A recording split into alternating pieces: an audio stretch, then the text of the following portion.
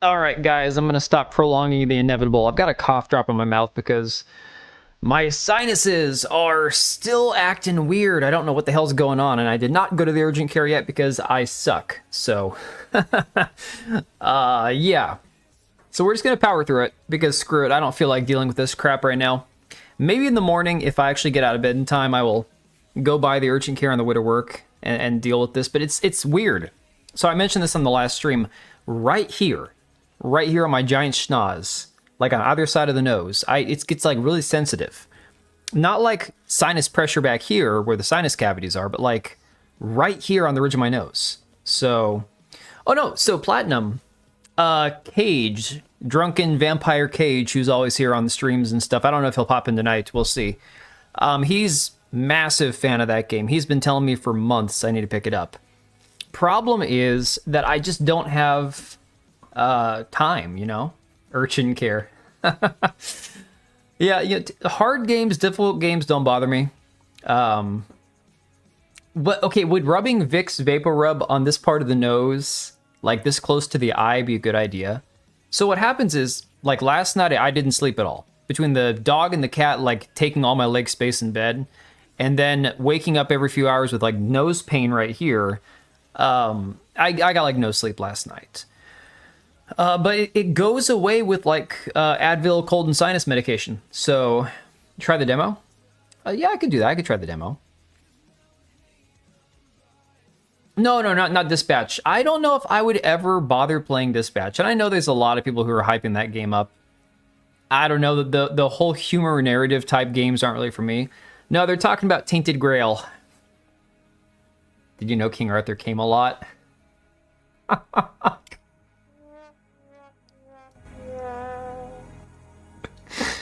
Oh my god. I'll forgive you for not playing Half-Life if I play Tainted Grail. I think it'd be easier for me just to go back and play Half-Life, wouldn't it? I mean, that'd be the more logical thing to do. So, we're going to talk about Highguard at some point tonight. Because there are some things I pull up on my Twitter tab here that I kind of want to go over. Some comments from Sven Vinka over at Larian. Kind of getting bodied by the media right now because he said we should probably start, reviewing professional reviewers, giving all these critics a score. Pretty interesting idea. I don't like the idea of gatekeeping gamers and average Joes, having the ability to review. Highguard is slop. Yes, it is. So I'm going to switch screens for a second because we can do two things at once, or three things at once, I guess.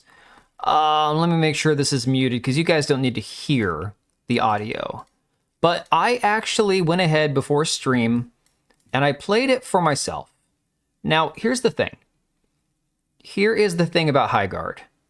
My first two matches, I lost. My team sucked. I was the best player on my team. I was pretty convinced that I was playing with bots, to be honest. And of course, getting used to the weapons is a little bit difficult. Different recoil patterns that I'm not used to. Not nearly as difficult as Apex Legends, though. My god, Apex Legends, I hate the weapons in that game. They have messed with them so much, it's not even funny. However, I think this was the third match here. My biggest problem with Highguard is you can get excited about the game. You can get invested in the match, right? So you can start actually like getting into it and getting kills. I think in my final match, I got 9 kills. Carried the team basically. Yeah, these are all with randoms. I don't know anybody stupid enough to play this game with me. And even then, I wouldn't bother asking somebody to play the game. But my biggest issue with the game itself is just that, first off, the map is huge. There's this one mode. This whole battering ram thing, I hate this. Because this damn battering ram, once it starts hitting the wall, it takes 3 hits to break the wall. But you can't stop it. You can't damage the tower. Unlike a good siege game like Chivalry 2, where you can actually use the siege tower to your advantage, there's no point in the siege tower even being there. You should use the shield breaker, twist the key, and honestly, I said this earlier on Twitter, the shield breaker should give you the ability to be like a melee demigod. Because it's a sword, right? So why don't they give you the ability to use it as a sword, But that being said, you know, it's just a key. Okay, so you get to the wall with the key. Why does it not just automatically drop the shield? No, instead you gotta go through this 30-second cinematic where the battering ram slowly hits the wall, right? And then you have to deal with the fact that, okay, now that you go in there, the enemy knows exactly where you're coming in from. It's just stupid. Think I'm playing with DSP. You know, DB Wild, I would agree with you that it's probably going to be a shit show tonight, except for the fact that it's a Wednesday. The only time that I have issues typically is like when I'm streaming on Monday or Friday, for whatever reason. I think it's usually just Mondays, too. And here's the funny thing, too. I don't know if Kata and Atreus normally play on mouse and keyboard or on controller, but when I was watching them stream this game the day it launched, they were like, oh, I got to switch to controller. It's really hard to shoot these guns. These guns are not hard to shoot. Playing on mouse and keyboard, that's pretty much all I play on. I'm gonna miss about 60% of my shots anyways, because I'm old, you know? But the funny thing is, it doesn't really matter. And I didn't even know right then that was no longer my teammate. Or that's my teammate who killed the person that's playing the exact same character she was. But your stream didn't auto start? Is it supposed to? Dude, it should be 6v6 or have faster spawn times. The 3v3 with the length of the spawn times, how long it takes to get back into the match, sucks. Pretty much once the enemy team is at this point where my team was, where we were holding this point, and this is the big one. This is, if you take this one out, that's game, right? Once we held this point, nobody was even getting close. Nobody was getting back in. Oh, that sucks. Well, you didn't miss much. Don't worry, buddy. So, yeah. Is it possible to play the game and enjoy it? Yeah. Yeah, I had fun for what it was. It wasn't anything amazing. It wasn't like reinventing anything. As you can see, I was playing against straight up bots. That guy should have killed me, but in that span of time, I managed to recover and kill him. So, I don't know. We'll talk a little bit more about Highguard later in the stream, but I had said before, you know, I could either play it on stream or we could just kind of talk about it. I'd rather just talk about it because at this point now, it's just not really worth playing. And the funny thing is, the player base has plummeted and it's easier to get into a match now. So I don't know what was going on the day the game launched. When I played for about 50 minutes earlier. Got through 4 matches. This was match number 3. See, 6 kills, 4 walls destroyed. My teammates were pretty equivalent here. This other match that I played, my teammates weren't bad, but the enemies we were playing against were like straight up bots. It was crazy. A lot of problems seem to stem from them not playtesting it. They should have just let people play it and take suggestions. Yeah, okay. This goes back to the main issue. This goes back to the main issue that you're going to see in some of the stuff we're going to talk about. And I don't even have any tweets brought up from these people that were deflecting from criticism saying, you shouldn't hate on a game, right? There's the Sven Vinka one and then a few other ones. Obviously, Cliff Blazinski saying, why does everybody hate these games? And then someone asked him, are you going to play it? He's like, no, I'll watch my wife play it. So obviously, there's a lot of hypocrites in the games industry, games media, former developers and stuff, who don't want you to say anything bad, but at the same time, they're not playing the game themselves. So they're not even offering constructive criticism, right? So there's this idea that you can't give any criticism at all because criticism is going to be construed as hate, and hate isn't constructive.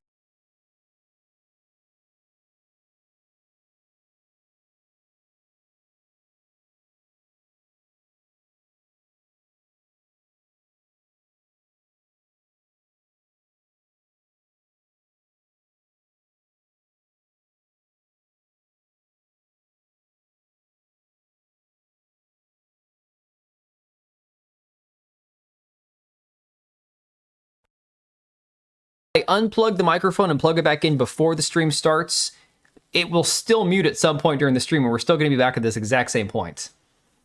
Oh, Mari, it does that all the time. It always does that. It's a Streamlabs Windows 11 thing. It's part of the joy of my streams. But you know, Concord did have its own issues as well. I think Concord had plenty of criticism. But there were the defenders in the media that were probably trying their hardest to say, you shouldn't criticize it. Yeah, no worries, Mari. It's a normal thing that happens. Haven't been in a stream in a minute. Your mic is still muting. What's up, Zav? Yeah, no, dude, it's still doing that shit, man. It is still the same problem. Now, it's not like my old setup where I had to keep refreshing my camera so the camera wouldn't time out. But instead here, we've got Windows 11 automatically like killing my microphone halfway through the stream or the very beginning, you know? Only thing against PC is Windows, Microsoft the bane of gaming. Well, here's the thing. If you got somebody who, you know, builds their own computer and is playing on Linux, then that's a whole different story, because then you don't have to worry about Windows. But no, Windows messes everything up. That's the worst thing. It only happens when I have a good... Oh, dude, seriously, it only happens when I'm about to go on some rant. When I say straight up bots, I mean, look at the guy I'm playing against. You cannot tell me here, you cannot convince me that this guy right here is a real person. I don't think I went back far enough. I didn't. Hang on. Well, it's great. Man was just standing still. It's pathetic. In its defense, I'd mute you too. Ouch. It's always before a verbal paragraph. Fair enough, yeah. Then he forgets his point by the time he turns it back on. You know, that probably happens 90% of the time. But regardless, that's neither here nor there. The point is, you can certainly play this game and have fun, okay? I'm not going to say that you can't have fun with the game. I'm not going to say that there aren't parts of it that are fine. People criticizing the gunplay. I think the gunplay is honestly not the worst part of it. The worst part of it is probably the map design, the size of the map. Also, when you get to the end game and you're trying to defend your point, and one of those guys hulks out and does his like monster beast ultimate thing, there's no way to defend your point, because inside a building, they're smashing everything in sight. There's just no way, you know? Hey, Gikazu. Didn't like an ex-COD exec confirm that they use bots for faster match times. I wouldn't be surprised if they have bots. I would not be surprised at all. Not one bit. And see, here we are. We're back to this entire thing where we have to wait for the stupid battering ram to knock down the wall. And as the defenders, you should have a chance to stop the battering ram. Or the key, the shield breaker, the big giant ass sword should just be a sword that also grants you, like, what if you actually had to tear a hole in the barrier? Use the sword to break through the barrier. That would be cool, right? This is the most I've looked at the game, but for first impressions, it looks like a worse game mode for Apex. Exactly. No, it's as if, you know, a variety of like MOBAs and battle royales and team-based arena shooters and hero shooters all got together and had this baby. And that's all it is. It's just a combination of other ideas and other games. There's nothing original too. So the thing that the media has always been saying is like, oh, you know, you guys are asking for new things or whatever. And it's like, no, this is not new. There's nothing new about this game. Not at all. But yeah, that's just kind of my experience hands-on, because I've been criticizing it so much. I'm like, you know what, screw it. I'm going to play it. I only got through the 4 matches today, but I've got a pretty good idea what it's about. And at the end of the day, it's like, it's just another shooter. It definitely isn't better than anything else I've played, you know? It's unironically slop. They just put it all together and didn't really put much thought behind it. Yeah. Ape sex. Then Respawn literally said, we'll give you ape sex. Oh, man. Yeah, no, again, I don't want to say that, oh, the game... Okay, the game is objectively not great. The game objectively has a lot of issues. And certainly they did not play test it and they didn't listen to criticism. I think it's that toxic positivity situation all over again, right? The problem isn't that the game couldn't be fixed by changing some things. It's that nobody cares. Because at this point, we've seen it. We've seen enough hero shooters. We don't need another one. It's like, okay, what good does it serve for us to have another game just like this? You know, there's no reason. There's no point. Like these dudes, I'm telling you, they're straight up bots. They're running right into my gun. It's crazy. But yeah, just kind of my thoughts on that. As somebody who's been told you can't criticize something if you haven't played it. Well, I played it for almost an hour, and that's kind of where we are with that. So it's not even you can't combine stuff from other genres on the same day this game's launch. Deadlock hit 100,000 players, and that game is just a combination of a bunch of other things. Yeah, Zav, the thing is, I've been hearing a lot. Yeah, Lawbreakers. The funny thing, Equilibrium, is I forgot about that during recording my video, but I had just tweeted about it like 2 hours before. No. So Zav, the thing is, a lot of people, now that this game has come out and it's kind of just flopped and floundered and everyone's like, all right, this thing's dead. A lot of people have been talking about Deadlock now. And so I think it's going to help Deadlock in the long term that this game came out and it failed so spectacularly, because now everyone's like, hey, we heard about this game, but have you heard about Deadlock, right? They're going to keep saying it's better 20 hours in. Yeah, how many hours do you have to play before it gets better? Rather be playing Fall Guys? Hey, Vernum. Had another massive patch. Well, that's great, dude. I think for people who are... I'm not much of a... I guess, technically, Deadlock's a MOBA, right? And they were saying that Highguard plays kind of like a MOBA. Not really specifically my thing. You can't criticize something if you haven't played it as a similar argument till you'll never know if you're taking it in the back door if you've never been forced to Pound Town. Yeah, most of us can assume we're not going to enjoy something, you know? You need to play 200 hours on average to be allowed to have a dismissible opinion. It's just nuts. And like I said, I'm not saying that somebody else isn't going to enjoy the game. It's just not for the average person. And the other thing I noticed between the way that the game started when it launched a couple days ago and the players were already sweaty, it's going to be a specific small crowd of people playing the game. Guys like Shroud who said, I could see this being a competitive shooter. Okay, great.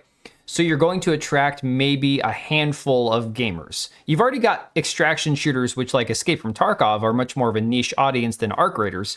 And now you've got, another arena hero raid-based shooter, MOBA-like, I guess you could call it, that's only going to appeal to a hardcore, specific, tiny demographic of players, I wasn't a big fan of Destiny 2, only because I got bored with it, but Destiny 2 at least played well. I will say the gameplay parts of Destiny 2 were really enjoyable. 70% MOBA, 20% movement shooter, 10% hero shooter. That's cool. I was expecting it to have NPCs on the siege phase. Dude, I thought it was going to have NPCs defending the base. I thought it was going to have NPCs out in the wild. Maybe if they had random bandit enemies or something, or another group of NPC raiders or something. I don't know. Make it something else. But they failed, dude. They thought they could just take these really random ideas, put them together, and just throw it out there as it is and make it work. The sword thing for me, the shield breaker is the biggest miss of the entire thing.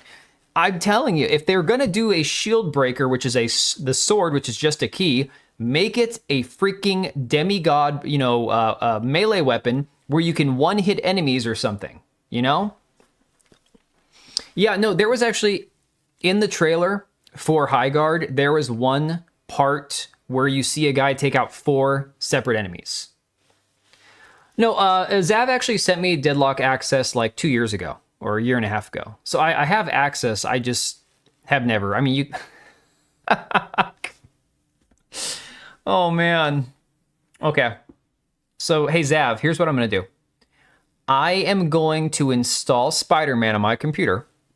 And the next few times that I'm going to get ready to make a video, I'm going to play some Spider-Man beforehand to record for some background footage. Because it's now been a few years since you gifted me that game. And I can't bear the guilt anymore. So I'm going to get that game installed. And I'll at least record it for some background footage. You're shook? I have a very, very limited amount of time. Very limited amount of time. Been in Deadlock since August 2024. Yeah. So I've had it for a year and a half now? Something like that. Release of Fallout 76, where only people in the map were the players. Boring as hell. So ZeniMax added NPCs later on. The 3v3 for the size of the map is one part of the problem, and then the respawn time. You could leave the long respawn timer and, having to respawn at certain points that aren't necessarily near the action is fine if you have more players on the map. You bought it in 22 to 23? Oh, damn. Well, one thing I will say, it's nothing personal with you. It's nothing against you. I have a few superhero games in my library that I either got for free or from a humble bundle, 12-pack of games. I don't think I've ever played a single superhero game on my computer since I built it 6 years ago. It's just not something that I do. I don't care about superhero games so much. Some people don't like the gunplay. The guns are fine. I think the guns are the least issue in the game. I mean, I don't know if Kata or Atreus play on computer much, like first-person shooters on mouse and keyboard, those guns are not hard to control or aim. I mean, those were super easy. Compared to the recoil patterns of the way Apex Legends is now, Apex Legends went and they have nerfed and changed every weapon in the game, changed ammo types, fire patterns, spray patterns, everything. The recoil pattern of all the guns is completely different from where it started. So, I don't know. The game is pretty straightforward as far as like the gunplay goes. What's the point of the fantasy setting when everyone uses the same guns? Because everyone's got a slightly different tactical or something. I don't know. To be different, yeah. Someone said the revolver only has 5 bullets. What? Character designs are fine. The character designs, just like the gameplay, just like the guns, just like the music, which is almost non-existent, is all just passable. You know, the character designs are just generic. They're not offensive. They're not too crazy out there. The only one that's kind of offensive, kind of gross looking, is the Una chick, who's like I think I said she's like a druid type character, like a, earth mommy, muscle mommy type thing. And she looks like a freaking dude. Like her body, her musculature is 100% male. But, other than that, they're just kind of generic, boring looking characters. So, whereas Concord went ahead and made their characters as hideous as freaking possible, and at least they stood out, the characters on Highguard just kind of blend together. You thought it was a dude? No, it's a chick. It's the woman that does the voice of Horizon on Apex Legends. Feels random, has no cohesion. It's like they were designed by AI. I mean, honestly, so the 4 matches I played were as Abubakar Salim's character, Atticus, the main generic hero. Hero... generic hero 101 kind of thing going on here. And the voice acting is terrible. Not that he's a bad voice actor, but the voice lines are cringe. The game is cringe. Before 2 dropped in was really bad, so I stopped bugging you about it because it fall off. But that doesn't mean I shouldn't still play the first one, man. Even Asmund said this guy looks the best. I think the best looking character is the chick Scarlet, with the midriff or whatever, with the tight pants and the crop top thing. She's the best aesthetic, looking character. The problem is the other characters are just generic. All right, so let's go ahead and talk about some other stuff. We'll get back to Highguard in a minute. Now, this game I actually have seen a bit from. Over the last couple years, I've seen some teasers come out here and there, and definitely not as boring looking as Highguard. This is from an indie dev who has spent 5 years working on his own multiplayer FPS, one of the most unique that's out there. 360-degree aiming while prone, slow motion mechanics, and katanas that can block bullets. Oh, that's kind of like Ghost Runner. It's called Out of Action. Here's a little 32-second teaser here.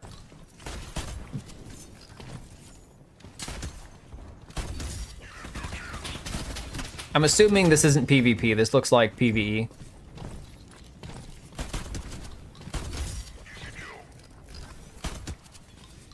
Nah, I could be wrong. This could be PvP, actually.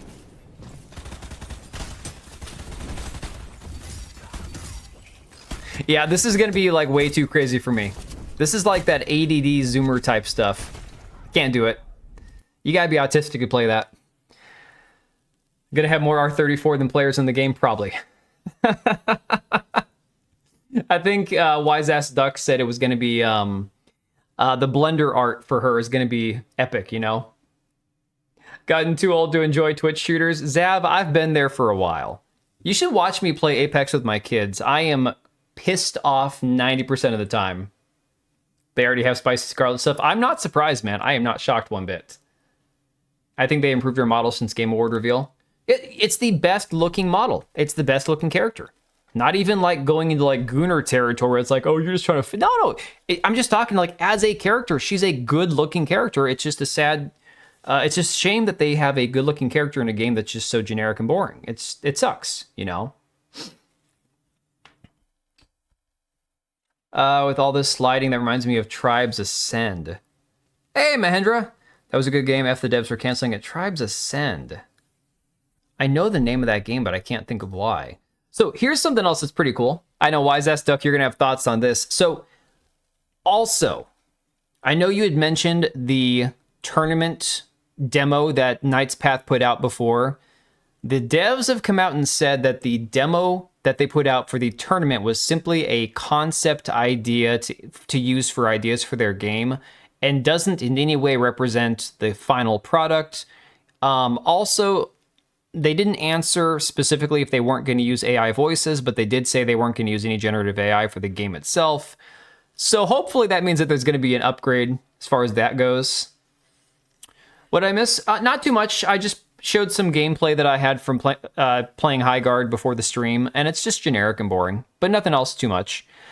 But that being said, Knight's Path, because of all the controversy, all the hubbub, people freaking out trying to cancel the game because they dared to have a pretty blonde NPC in the game, has now hit 200,000 wish lists on Steam, which is kind of amazing. They said, we're truly speechless. 200,000 wish lists is beyond anything we imagined. Thank you for support, your trust, and for believing in this journey. Now I just want to see them deliver a good demo for the game. If by August or whenever they're talking about releasing the demo, if the demo isn't anywhere better than like what we saw from the tournament demo, and I saw gameplay from it, it looked really bad, looked really rough, then I'm going to write this one off as, feel good story, but not something I'm going to spend the money on. Usually don't bother with a developer claims because I've seen too many lie. Fair enough. And honestly, a lot of people are saying that the devs behind Xvoto are lying about their wishlist number because of the amount of followers and trending and all this kind of stuff on the Steam charts. I don't know. Wasn't expecting me to be on. Well, Burner, that's because on Wednesdays, I used to always stream, and then I haven't been streaming much on Wednesdays for like the last month and a half. So you are correct to not expect me to be on because I kind of took a hiatus from that. Hey, Korean Cowboy, 30 minutes late and gay. It's all good. We're all a little gay here. Hang on a second. I got one for you. We're all homos. Homo sapiens.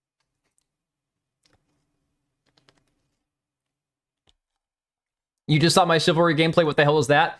My Chivalry gameplay, let me tell you, it was between installing that game, which I hadn't played in 2 to 3, I think it was 3 years. I think it was 2022 or 2023 since I last played it, okay?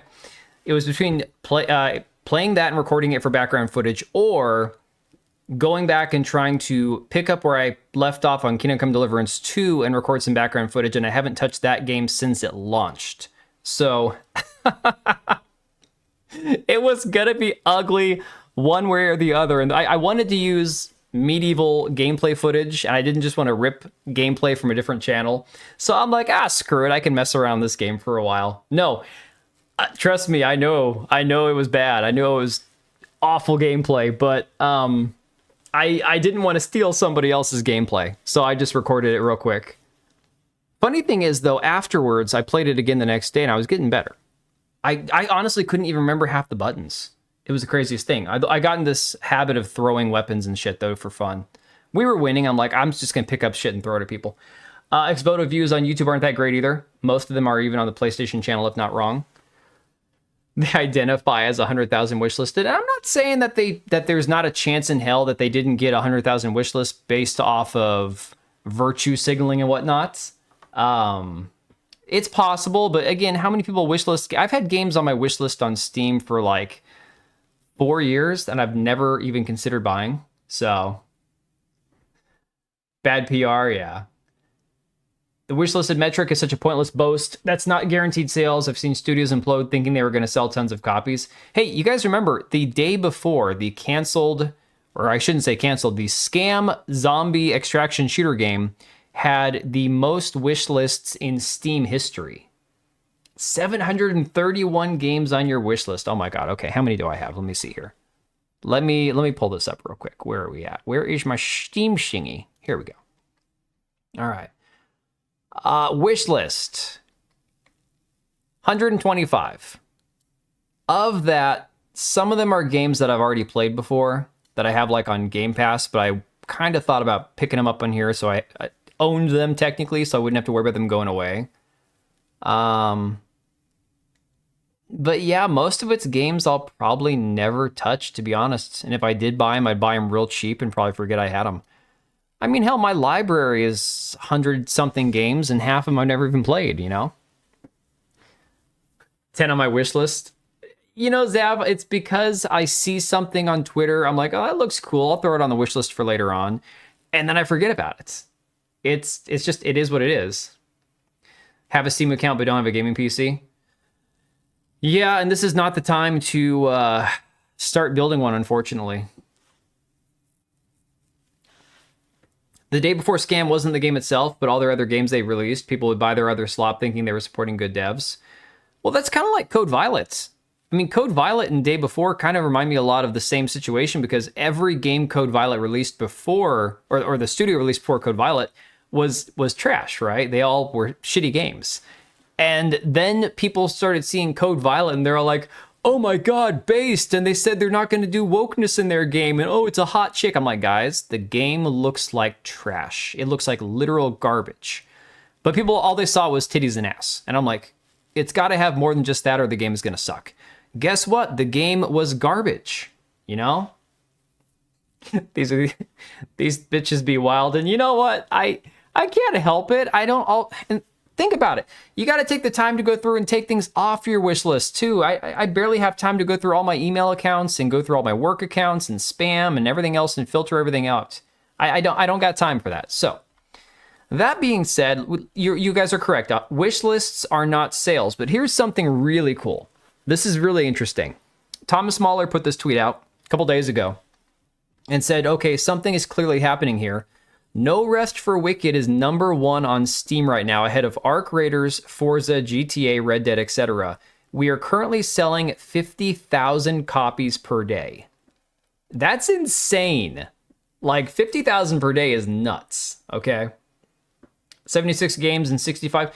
I probably have 76 or less games that I've actually played in my entire account. I have more than 100, but I don't play most of them. But yeah, 50,000 copies a day they're selling right now for No Rest for the Wicked. And then apparently, I think the next day he said that they hit 72,000 in one day. It's kind of like a watch list. Yeah, I mean, that's really all I use it for. I'm not going to be using it to be like, oh, I got to buy this and I got to buy that. No, it's more of like keeping an eye on stuff. Also, it does help the developers if it's a developer that you want to support, but you're not sure if you're going to pick the game up or not. Putting it on your wish list does help, I think, visibility. I've had the game since early access. I picked it up last year, I think. Basically, dudes went indie and still do the same type of thing that they would do at AAA studio. What a waste. Yeah. Yeah, it's a way of keeping track of certain games. And once in a while, you'll get a notification that there's some game you've had on your wish list that's like crazy cheap, right? And then you go, you know what? Fine, I'm going to pull the trigger and pick it up. My game ever gets released and it sold 50,000 its entire lifetime, I'd be happy. Hey, Vernum, I feel the same way too. If you're putting out a indie game and it sells 1,000 copies, I mean, guys, I look at it this way with YouTube. If you have 100 subscribers, that's 100 people that you've never met most likely, or maybe your mom or your wife or your kid or whatever, plus 97 other people who are taking the time to maybe watch your content, who actually find you interesting for some reason or another, right? So it's no small number to laugh at. I wouldn't scoff at it. It doesn't matter if it's 100, 1,000, 10,000, 20,000. The same way goes with, people who buy your products. If you have 1,000 customers, 1,000 people who tell you, I love what you do, and it's not because 90,000 look at you and say this is shit, but just because you're a small, indie developer and people haven't heard of your game, if there's still 1,000 people who choose to buy your game, that's incredible. That's great, That 50,000 per day kind of smells like bullshit, considering their player count. Okay, but Vern, I've owned the game now for a year, and I've only played it like twice. So, the No Rest for the Wicked Idiots, I'm still mad at them. I can't remember why that stuck. I cannot remember. Yeah, I remember you mentioned something about it. Why do you have beef with them? If you don't mind talking about it, because I cannot remember what the story was. Well, okay, hang on a second. Let me do this. Oh shit, hang on a second. I need to do this, and hide that. There we go. Let me find the Steam count for No Rest for the Wicked at the moment. Hang on a second. Now, No Rest for the Wicked, I don't think... It's available on console right now, too, so we won't have all the numbers. But again, Steam certainly gives you the biggest picture because it's the biggest platform. Oh, okay. Yeah, because they went silent. I mean, that's never good. That's never cool. Steam charts. I don't know why I prefer SteamDB to the other site, but it's laid out better. I don't know. I just prefer it. Nobody cares about console numbers? I mean, you're not wrong. You are not wrong. All right. So, all-time peak, 3 days ago, 62,000 players, just on Steam. Steam charts looks like ass. Yeah, SteamDB is so much better. 24-hour peak, 36,000 players. Players right now, 22,500. It's got more than Highguard. Oh, man. And it's really funny. I don't give a shit about like picking on the developers or whatever. Like Wild Light Entertainment over there with Highguard. It's not like, oh, don't pick on their game. Don't make them feel bad. You have to be willing to accept criticism. And the toxic positivity in game development is why so many games get released that get shit on, because they don't understand the market they're trying to appeal to, right? So more of these developers, more of these studios need some toxic, not some toxic positivity, but some constructive criticism. They need a little bit of tough love. But even after playing Highguard, I'm like, okay, I get it. I understand why somebody might enjoy it, but I can tell you that 99% of people won't, you know? Console lives matter. It's not that they don't matter. It's not that they don't matter. It's that they are not going to be, unless it's a PlayStation exclusive or a Nintendo exclusive or a Microsoft exclusive, which no longer exists anymore, you're not going to get the biggest picture, like out of anything but, oh my God. I need to go on and ban this motherfucker on Rumble. Let me find his account. We're gonna ban this dude right now. Can we ban somebody on Rumble? How do you block someone on Rumble? Are you not able to block somebody? Oh my God, Rumble is such ass. Can I block him in the chat? Mute him forever. I can mute him forever. That works. All right. Muted forever.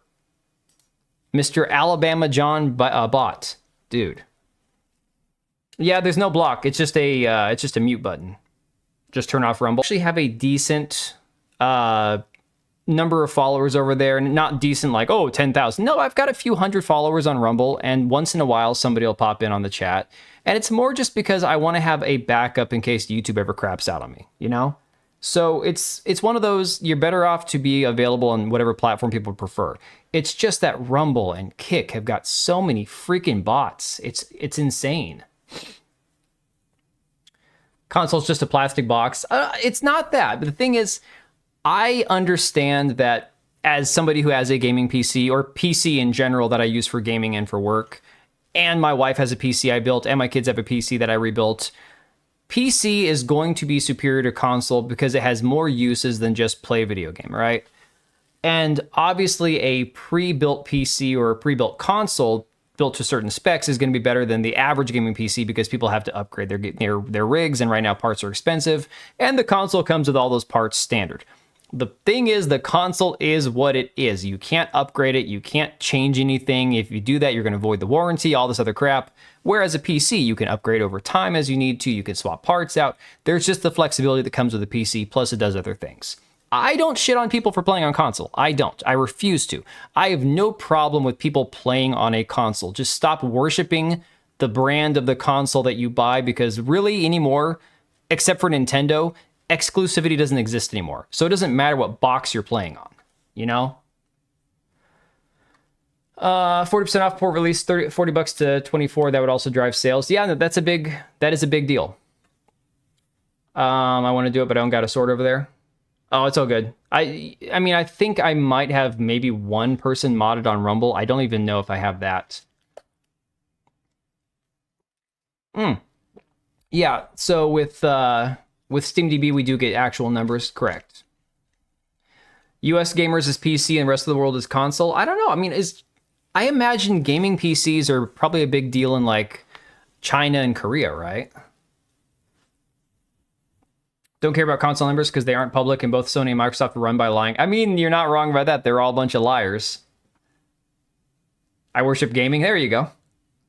Especially if it's like Highguard trying to sell itself as a new breed of hero shooter. It's not taking away players in the same genre, aka Valorant, Marvel Rivals. I mean, here's the thing about Highguard.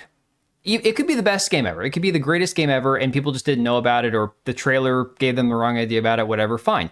It could be the pinnacle of first-person shooters. The issue is that it's throwing itself into a genre that is already oversaturated by games that visually just look more appealing, you know? It's just reality. Kick! Yo, thanks for the 3 months. Give me them Bezos bucks over on Twitch. There you go. Yeah, guys, Twitch is always an option. If you like watching on YouTube, but you have a Twitch account and you just want to throw a Prime sub without spending any money, you could always do that too. I stream to Twitch. I just don't personally give two shits about Twitch. I'm there until they ban me one day. And so that just is what it is. Here in Twitch are the important ones. I wouldn't even call Twitch the important one anymore. Twitch, I don't even think I have any Twitch viewership, to be fair. Like, none whatsoever. They're heavy in the internet cafe and gaming places. Consoles are very expensive in most of the world. Are they more expensive than... you could give mod status to the same people who mod on your other platform? I could do that. Can I do that from... I can't do that from the chat box, DB Wild. I can do it after the stream, though. Japan's funny, because probably the only reason PC grew so much is because Sony screwed the pooch in Nintendo Wii. I mean, Sony turned their back on Japan. Let's be fair. That's entirely what they did. They basically abandoned Japan for, what, California or whatever? Exclusivity doesn't exist until next console generational war in a few years from now. Do you think...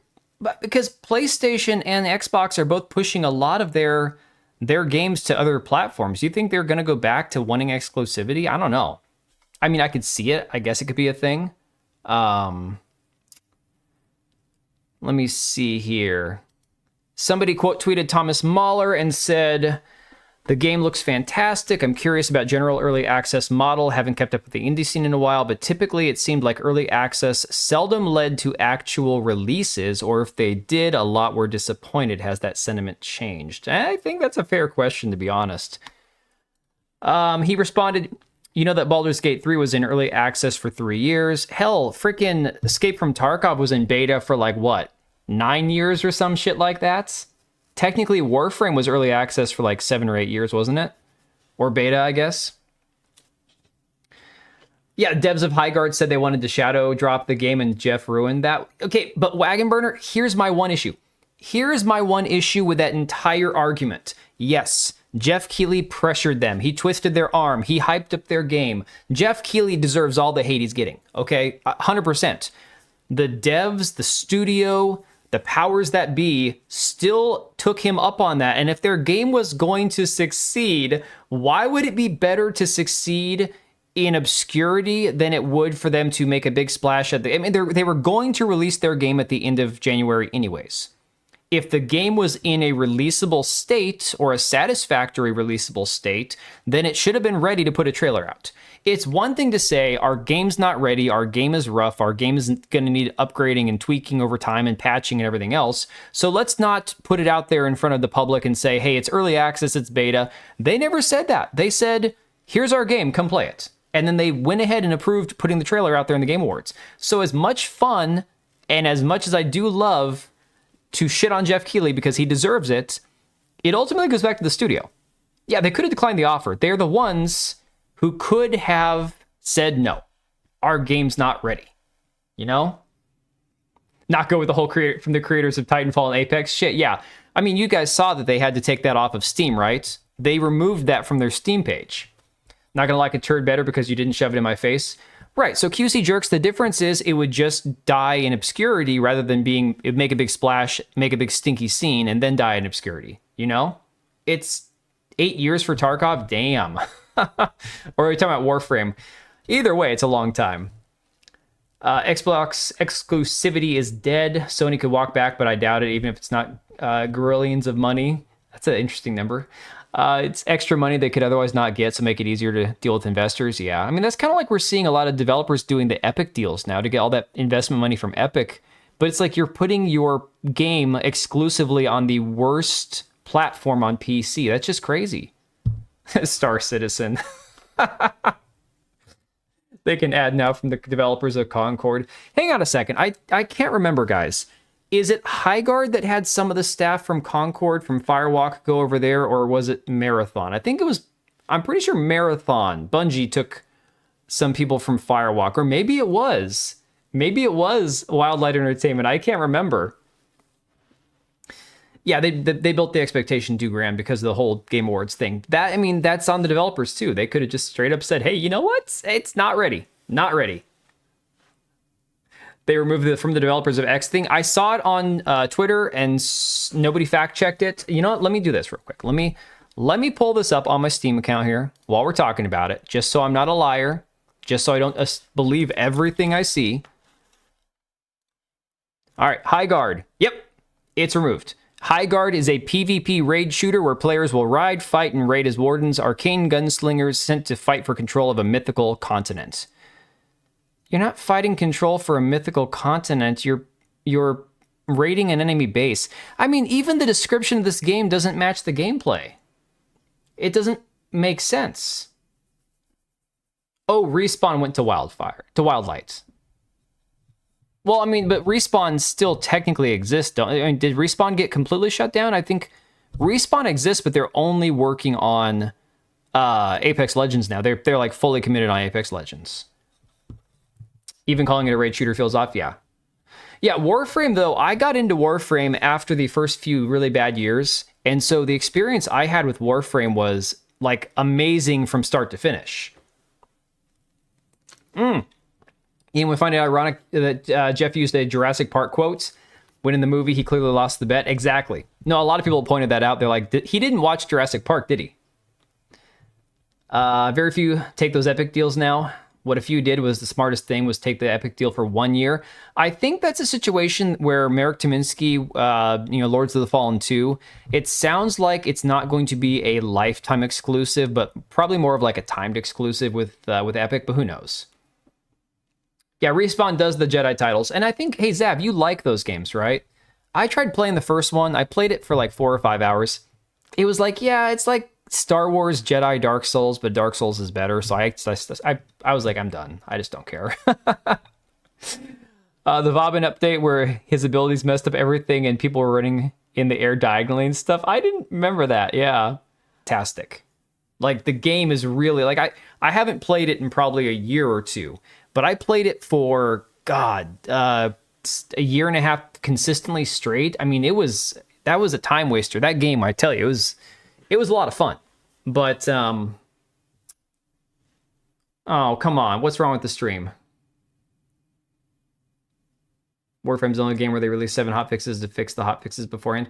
If the stream craps out, it is on DB Wild. Okay? Just a jump scare, all good. Don't do that to me, guys. Don't do that to me. I'm telling you. If this craps out, I'm blaming DB Wild. Weird Hobbit in the top right. Yo! We're good. Hey, Serrano. Yeah, actually, I was experiencing that with a few people's streams today. Leon, Words of Paradise, his stream was a mess for me this morning when I was watching it. And then Cass, it wasn't so bad this evening, but I mean, it was not even here. I was watching at work. Can blame me all you want. Good. I'm glad. We're going to do that. Hitting live fixed it. That might be a YouTube thing. I don't know. Okay, Equilibrium says stream is fine on Kick, so hey, that's good to know. Buffered for like 10 to 15 seconds. You picked up No Rest for the Wicked today. I'll probably wait until 1.0 at least to play it through. It's kind of like other games that are in early access, but promising. The bones of that game right now in its current state are pretty decent. I played No Rest for the Wicked for probably 5 or 6 hours. Just enough to kind of understand like the basic gameplay mechanics and stuff. Good on Rumble, awesome. And it was pretty decent. Didn't have me itching to come back. The issue I have with games is, for example, with my limited time schedule I have, and I have so many games to play, I'm like, okay, I want to play something that I truly have a desire to play. So either it's Arc Raiders or it's any other game like Titanfall or Insurgency or things that I can jump in and out of, Starship Troopers, a lot of first-person shooters. But beyond that, it's got to be a game that really draws me in. So either I love the story or I love the combat. Again, like playing Expedition 33 never felt like a chore. I wanted to play that game. If the game feels like a chore or like I'm trying to make myself play it because I feel like I need to, I'm not going to want to play it. I think most people are wired that way. So it was just the YouTube side of things. Well, then it might have just been a YouTube thing. Or from we release a major content patch and then release 10 hot fixes because the train wrecked for the... Oh my God. I think something's going on with the web as a whole. I mean, did you guys see that Arc Raiders got DDoSed? Like nobody could play today. It was apparently having massive issues. Hey, huge DDoS attack. Is the second game fixed? Haven't gotten since it was broken. I don't know. Has anybody played the second Jedi game? I loved Ori 2, so this is no... Yeah, Ori was a great game. Really cool game. I don't have a reason to keep playing a game I don't like. Exactly, yeah. It's a lot better now. I played 2 on my 1060 laptop at the time at 20 frames per second on launch. Awful, but it did it. It's stable now. That's good.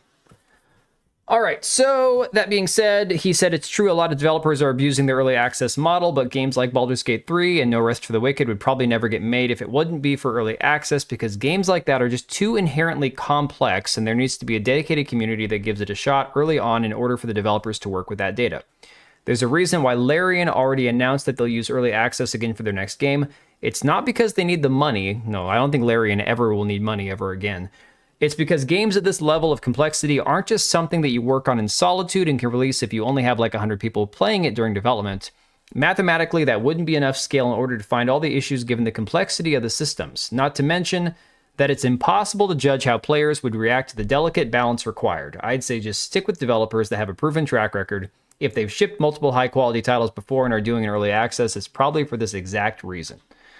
So I think it's a decent answer, but personally, I know that early access does scare a lot of people because a lot of times you get promises that never come to fruition. So it's true. It does concern people sometimes. You know, Larian is sitting pretty in their piles of cash. The game was built for co-op and it feels empty without it. Well, that's the thing is they're getting the co-op. They're getting that going. There's always a DDoS going on. Yeah. Well, it was a big one though. It was a very big one apparently. I got lucky with early access games. From all that, I only got one that was abandoned. Fallen Order 2 is now on sale. It's like $8 in Steam. Damn, that's cheap. Dude, honestly, I am such a Star Wars purist. If it's not the original games or the extended universe, I just don't have much interest in it. Ooh. Do you play any fighting games, old or modern? I don't know if Streamlabs crapped out on the notification or not, but thank you for the 2, Lucia. Do you play any fighting games? Not like traditional Street Fighter type games. I played those back in the day. I played a crap load of Soul Calibur 2. My God. Soul Calibur 2, Pikmin 2, F-Zero GX, Pod Racer, those were my jam on my GameCube. I played the shit out of all those games. Resident Evil 4. My GameCube library is one of my favorite libraries for any of my games, my systems I had. Loved the games I had on GameCube, and I played a ton of Soul Calibur 2. I know it's not the same as like Mortal Kombat or Street Fighter, but Street Fighter was more like when I was a kid. You got to remember, I'm not like 90, but I am 40 this year, so I grew up with the original like Mortal Kombat, Street Fighter type games. But for me, definitely, I'd say Soul Calibur 2 is one of my favorite like top 10 GameCube games of all time. Oh, hey, Mahendra, welcome back, buddy. It's called Star Wars Jedi Survivor. Yeah, I know, I don't care. I got bored with it, man. I got... No, I'm only halfway there, you know. Whoa, living on a prayer. Yeah. Something with how the background was rendered on Coruscant, and unless you were on like a 4080, was pretty unplayable. Street Fighter events are fun? I bet they are. Actually, I played one time for like a Smash Brothers Melee event back when I was like heavily helping at this church I used to go to.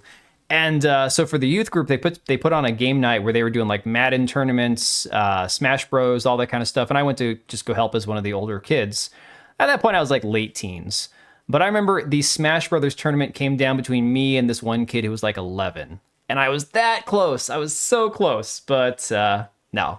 One poorly timed dodge, and that was all she wrote. But I know who Ivy Valentine is. Everybody knows who Ivy Valentine is. Ivy was the crush of many a young man. Soul Calibur goon material. No, but for real, Soul Calibur, though, wasn't just the fact that the females were sexy. It was the fact that the game was so complex. The move sets in that game were insane. If you could actually pull off the combos in that game, you were a god. The game was incredible. Would you play any modern fighting games? I mean, I would probably pick up Street Fighter before I pick up Soul Calibur 6. Only because as long as Street Fighter is still 2D arcade style instead of like because Soul Calibur has it's more of a 3D arcade style fighter where you can actually go right and left to dodge and stuff. Japan is funny because it didn't show on chat. I was confused for a bit, thought I was blocked. Oh no, you're good, man. I don't actually block anybody on chat. Like even if that one guy who came in here earlier that was shitting on my Chivalry gameplay, he was right too because I knew it was garbage. I wouldn't block him for that because he was right. Man, I was playing that game like I'm so in over my head. It's not even funny. Never heard of Soul Calibur until right now. Oh my god, dude. No, Soul Calibur 2, PlayStation, Xbox, and Nintendo all had their own exclusive character in the game. You got to play Link for the Nintendo. Who did PlayStation have? I think they had Kratos, because God of War was the thing by then. Might have been Kratos and Spawn. Spawn was the Xbox exclusive. Favorite fighting game was Rival Schools. Never played that one. Oh, the Soul Calibur openings were incredible. Absolutely awesome. If Ubisoft wasn't so retarded, Outlaws could have been good as Jedi Survivor, but it seems Star Wars is doomed for new studios. Yeah, I mean, it was just stupid, man. I was one when Soul Calibur 2 came out. I know, but there are new Soul Calibur games, aren't there? At least more recent ones that have come out since before you were like, Spawn or, Sperm. All right, no worries, Mahendra. Yeah, let me know. PlayStation had Heihachi. Okay, so they didn't have Kratos in that one. I think they got Kratos in Soul Calibur 3, maybe. Dead or Alive was good. Actually, I remember I had a Dead or Alive game on my old... I think Dead or Alive was on Sega Genesis, maybe? Can't remember. Hey, Oblivion. Yeah, no, I had Dead or Alive Extreme Beach Volleyball. At least my brother did. I played that one a bit too, but that was just for reasons. Still pissed that EA didn't get them to make a Republic Commando. Oh, Republic Commando was so good. I hated the prequel movies, guys. I despised the prequel movies. But Republic Commando and Episode 1 Pod Racer, those two games were some of the best Star Wars games ever created. Like, I'm not even kidding. Oh, the music was epic. DOA on Xbox and PS1, then PS2 and 360. Okay, yeah. He was on Mortal Kombat on PlayStation 3. Oh, okay, I didn't know that. Oh, Soul Calibur 6 came out back in 2018. Damn. It does kind of remind me of Halo ODST now that you mention it. Yeah. Last game was 2018. Yeah. Yeah, that's crazy. All right, so the important part of this, going back to talking about early access and Thomas Mahler and everything else, Sven Vinka from Larian said 100% games that successfully come out of early access prove that when players and devs unite around something they genuinely care about beautiful things happening, it's a positive thing, even if there are negative examples. Don't let those overshadow the good ones. Well, that's going to kind of take us to talking more about Highguard and the criticism of this game, because unfortunately, Highguard is not an early access game. It is a disaster of a game. There's a third one for you since you like AoE 2, Star Wars Galactic Battlegrounds. I think I played one of those. I'm pretty sure I did. Dude, I'm old enough to remember that we played Star Wars. It wasn't called Galactic Republic. What was it? It was a Star Wars computer game where you could either play the Empire or the Republic, and you could actually send characters to like do missions on different planets. And then you actually had, this is an old ass computer game, like way back in the day, but you could actually have your ships in a 3D battle. It's like this box you had to have the space battle in, where they could kind of maneuver around and fight each other and stuff. No, it wasn't Galactic Battlegrounds. It was, you guys would have to go, it's before Galactic Battlegrounds. But oh, I loved AoE 2 though. Age of Empires 2 was my jam. 6 was amazing. Felt like 2 with pretty graphics. I'll agree on 4 and 5. They weren't good. Yeah, I didn't go past 2. So... Oh no, Oblivion, it was so awesome because you could recruit characters from the books. They used the extended universe, so you could actually recruit different heroes with different abilities, and you could send them off on different missions. You could send them on sabotage, on espionage, sabotage, all these things. Star Wars Galaxy? Was that it? I don't think it was called Galaxy. All I remember is at this time, my family, we had a bakery, and we were delivering to grocery stores, and we had this big box truck, right? And so my oldest brother, he had a laptop, and the 4 of us boys would sit in the back of this box truck while we were driving around making deliveries, and he'd pull his laptop out, and we'd all, take turns playing on this game in the back of a box truck full of bread and shit as it's like bouncing around. Totally illegal. Totally not legal. Totally. We would have gotten in so much trouble had we gotten pulled over. But Star Wars Rebellion. Yes, I think it was Rebellion. I would call Highguard Early Access. They released the game in a beta state. Yes, I have played Star Wars Battlefront. Pretty decent game. I know some people are like complete Battlefront maniacs. Battlefront 2, I think, is more popular than the first one. I've played a fair amount of Battlefront 2. Had a friend that was really into it, so I'd play with him. And it's a good game. It's fun. I never played it enough to get like really sweaty or really good at it. Galaxy was an MMO. No, I think it was Rebellion.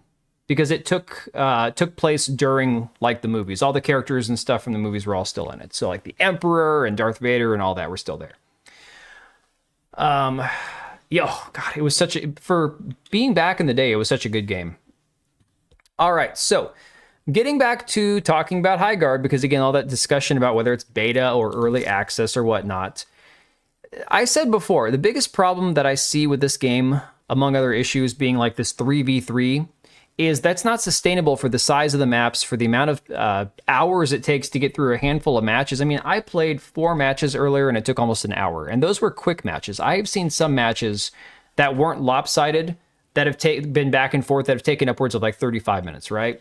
Imagine you have dedicated servers running with 6 people on them for 35 minutes, and you only have a total player base on Steam of 8,000 people. It's not sustainable. It's insane that this is the decision they chose to make with this game. Even releasing it in the current state now and not calling it beta or early access. It's just nuts. First FPS I got obsessed with. Technically, wouldn't it be a third-person shooter, or is it first-person? I know you can... Could you go third-person in the first game, or is that only the second one I'm thinking of? Liked AoE 1, and that sounds better than Star Wars Empire at War, or whatever it was called. That one looked cool, but was a huge disappointment. No, Rebellion was an amazing game. For a computer game back in the day, that was an incredible game. So, I saw people talking about this Highguard video. I have not watched it. I don't even know the YouTuber. I'm sure some of you guys know. The account is 7.5 million subscribers, called Video Game Donkey. I've never heard of this guy before. YouTube is a crazy place because of all the random shit that I watch. I'm still seeing recommendations from people that I've never heard of. Donkey's awesome. Well, this would be my first time watching one of his videos. It's only 10 minutes, so I figured it's got a lot of likes, a lot of views. I think Asmongold was talking about watching it, so I'm going to put it on. This guy? Oh no, Korean Cowboy, is that a good thing or a bad thing? Anytime somebody says like, oh, this guy, it's like, oh shit. We'll switch to the bigger screen for this. Only thing I like about Donkey anymore is that he started using his money to publish games. His first big hit is Animal Well. Never heard of Donkey? Hey, Matt Adam. Okay, why is everybody watching Landman? That's crazy. Like, I thought Landman was one of those shows that is basically like trying to trick boomers into thinking they're based when they really aren't. But is it really that good? No, I've never watched the Taylor Sheridan show. I like the first Battlefront a lot more like Battlefield. So Battlefield 1 was first person, whereas Battlefield 2 you could go third person. Oh, it's neither. It's just, oh, this guy, okay. Oh, from his Forspoken video. I didn't know that either. Landman's awesome? Okay, well, that's good to know. Donkey's funny, but he's a shield. No, it's weird. I look at so many shows like Landman and oh god, Landman's a spinoff of freaking Yellowstone, isn't it? Or one of those other shows like that, where they try to do like the based cowboy thing, and I'm like, this feels like how CBS always has cop shows designed for people in their 70s. I don't know. Donkey's famous. Oh, that's good. Sheridan's a prick, but his shows are good. All right, let's turn this video on and see what's what here. Highguard is here, and Highguard is forever. Welcome to Highguard. Oh god. It is a game that will last forever, a game whose popularity will never fade. Let me know if you guys want the volume a little higher. I know last time I had it a little too high, and then if we did kind of talk through it a bit, it was kind of hard for you guys to hear. So just let me know if it needs to be a little bit louder. Unlike Concord, which shut down 2 weeks after it came out, this Dude, I'm telling you, that character in the game, that Scarlet chick, is a good-looking character, man. Probably we hire. All right, we can do that. It's all bait and switch. All Sheridan shows start well, end up being a woke fest. Okay, I'll turn it up a tiny bit. Concord, nah. This Highguard, they I have already a type? year-long plan for this game. What does that So it's mean? going to be out for at least a month before they take this down. Eh. Listen, the problem with Concord was that it was $40. Gamers don't want to pay $40 for a super generic multiplayer shooter these days, except for Arc Raiders, which sold 10 billion copies, and Battlefield 6 sold 6 trillion copies, and that was $60 actually. The problem with Concord was simple. It was too much like Marvel, and it was too much like Overwatch. But then a month later, the biggest game was Marvel Rivals, which was just Overwatch with Marvel characters. So the problem with Concord was nobody likes Concord. With Highguard, they're messing up again. Internet already figured this out. Highguard is just Overwatch. See what they did? I was explaining that to my kids earlier today. I'm like, okay, so when you guard something, or like you have a guard, they would be called the Watch, the Night Watch, you know, whatever. They're guarding things. I'm like, Highguard is just Overwatch. It's just reskinned. Yellowstone and Landman both seem like hick-lib subversive boomer slop. That's kind of what I was worried about. That's kind of what I was thinking. You have to watch older content by Donkey. His Assassin's Creed video were stupid hilarious. I'm going to have to go back and watch it. Marathon dropped off the wishlist chart. Well, okay, so Remy, I saw something about that, and I'm going to dig into Marathon more now that we are like, what, month and a half away? I can never see her the same now. The YouTuber is, hang on, let me, Video Game Donkey. I'll link the video when we're all done, so you guys can go check him out if you haven't seen him before, because I'd never seen him before. I'm gonna subscribe right now so I don't miss this stuff in the future. Yeah, I'm not gonna ruin that for me, wise ass duck. I'm gonna stay pure over here.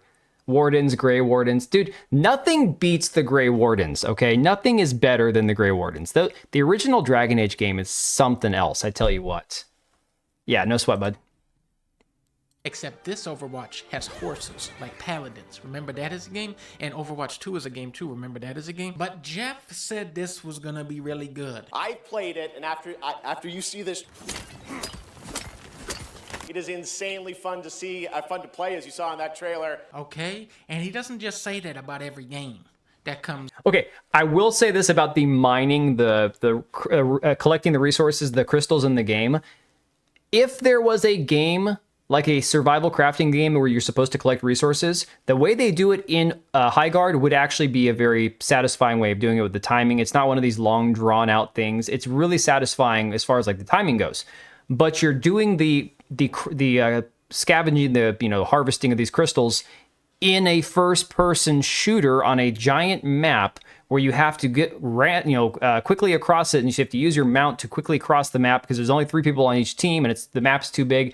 It's stupid. It's called Paladins. That's such a perfect cut of Jeff than the mining. Yeah. Out. Well, actually, he does, though. He literally says that every game will be good. What you're about to see is running completely in real time and Unreal.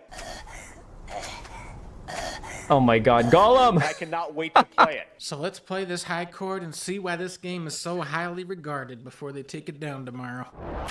Whoa! Highguard episode 1? Wait, this is just episode 1? Welcome to Highguard. Welcome to Head. Wait, did it say episode 1 in the... I didn't even notice that when I logged into the freaking game earlier. I played 4 matches and I never noticed it said episode 1. Dwarf co-op game in space. Yeah, it's called somebody help me out here. Crap. Name of that game is that's why it sucks is Phantom Menace. Deep Rock Galactic. Thank you.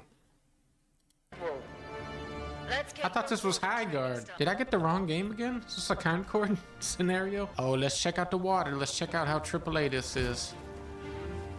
Oh, So no interaction whatsoever with the water at all. I don't have any kind of reflection in the water. Oh my god. I don't know what that white orb is. I don't know what that is going off of. I'm Trader Flynn. All right, so here's the thing. A lot of times in games, you'll see people deflecting from criticism by going, but look at the water animation. Look how it reflects off of the character, and look at the sunset, and look at the individual blades of grass moving and the tree leaves and stuff. And they'll say, look at all the time and detail that you have in all those other things. And it's like, yeah, but the game still sucks, right? This is kind of like the opposite end of the spectrum. If you want to focus on making a first-person shooter really, really good, I don't care if you don't see your reflection in a little pool, pond, or whatever in the training area. I can kind of forgive that. But the game isn't exceptional as a first-person shooter or any other kind of shooter. It's just, it's not exceptional, and then they didn't even have the reflection.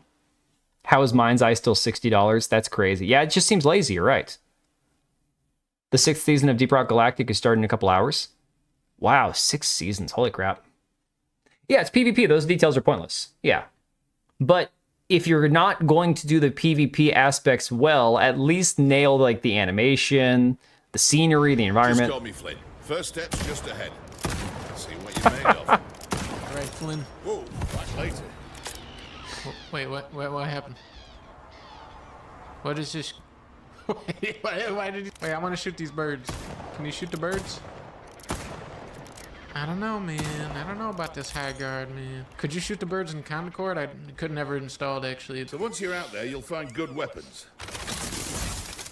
Oh, sure, it's a Fortnite situation. Watch it, buddy. I don't appreciate that.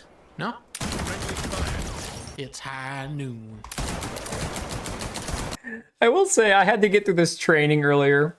This, the training tutorial for this game is one of the most mind-numbingly, stupidly, like, pointless training tutorials you can ever have in a video game. It's completely unnecessary. Look, I watched the 2-minute launch showcase that they put on their YouTube channel the day this game released and knew everything I needed to know about the game. I didn't need the tutorial, but the tutorial takes like 15 minutes and it's just pointless. It is mind-numbing, it is stupid, and it's a complete waste of time. And there's no way to skip it. It's dangerous out there. Yeah, DSP in mind, exactly. Let's see what power you've really got. I'll meet you over there. That's the blue one. Are you sure? That's the red one. Heads up, Warden. Sorry about this. They actually tell you which one it is. Oh my god. That's the blue one. Okay, if you're a blind gamer, which I don't even know how you would manage to make that work, more power to you. But if you're not blind, does the tutorial really need to tell you that that's the blue chest? I wish I could explore the edge of the map more in the training practice range. It always kicks me out when I'm on a ledge or up high on a ledge. The map is so nice from different angles. I tried jumping. So the training tutorial, when you go up to the top and then he goes and zips all the way down and you're supposed to go back down the zip line, I tried to just jump off. It wouldn't even let me jump off. And as far as I know, there's no fall damage in the game.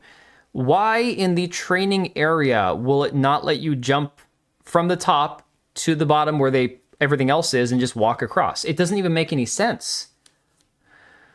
For the daltonic ones, I've never seen this guy's videos on games, but there's a creator out there called Dirt the Gamer who makes goofy No Man's Sky content, and he sounds kind of like this guy. Oh, there is fall damage. I never even got to a point playing, like I played 4 or 5 matches earlier. I never even got to a part where fall damage could have happened. And you see the red barrier you're meant to shoot. If you open the red chest when it tells you to open a blue one, it plays a patronizing voice line. Nice. I love this part. Hey! Sorry about that one, mate. Well, I did shoot this guy like 80 times already, so I guess... Training complete. You have become one of the greatest Highguard players and one of the best Concord players of all time. Your connection to Highguard has been lost. Yes! Welcome to Highguard. Who am I? My name is Boss Binka.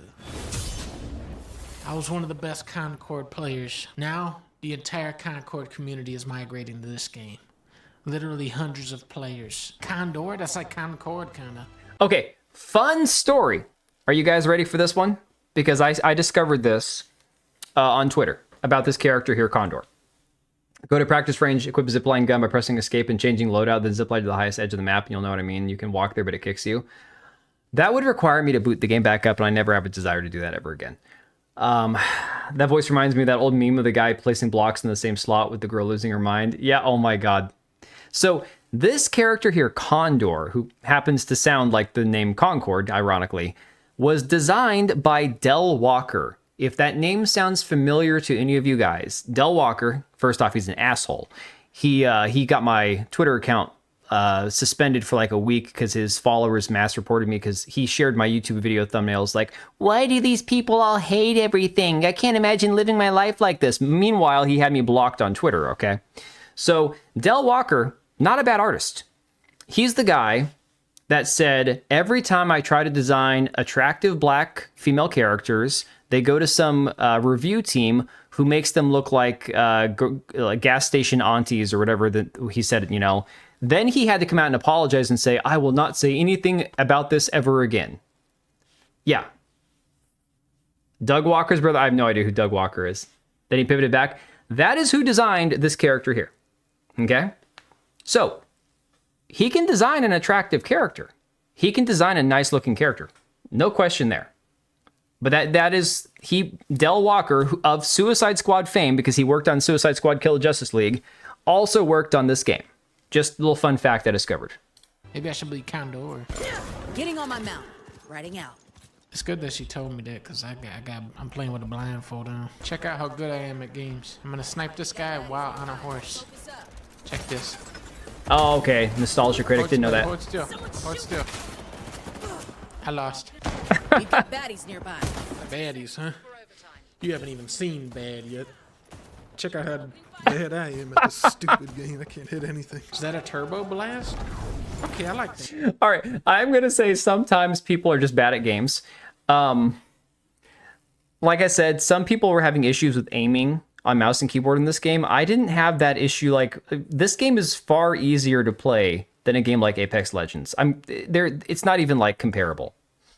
I'd love for them to put in some kind of PvE zombie mode with mounts. That'd be fun. The mounts actually feel good. The mounts feel fine. They just feel out of place.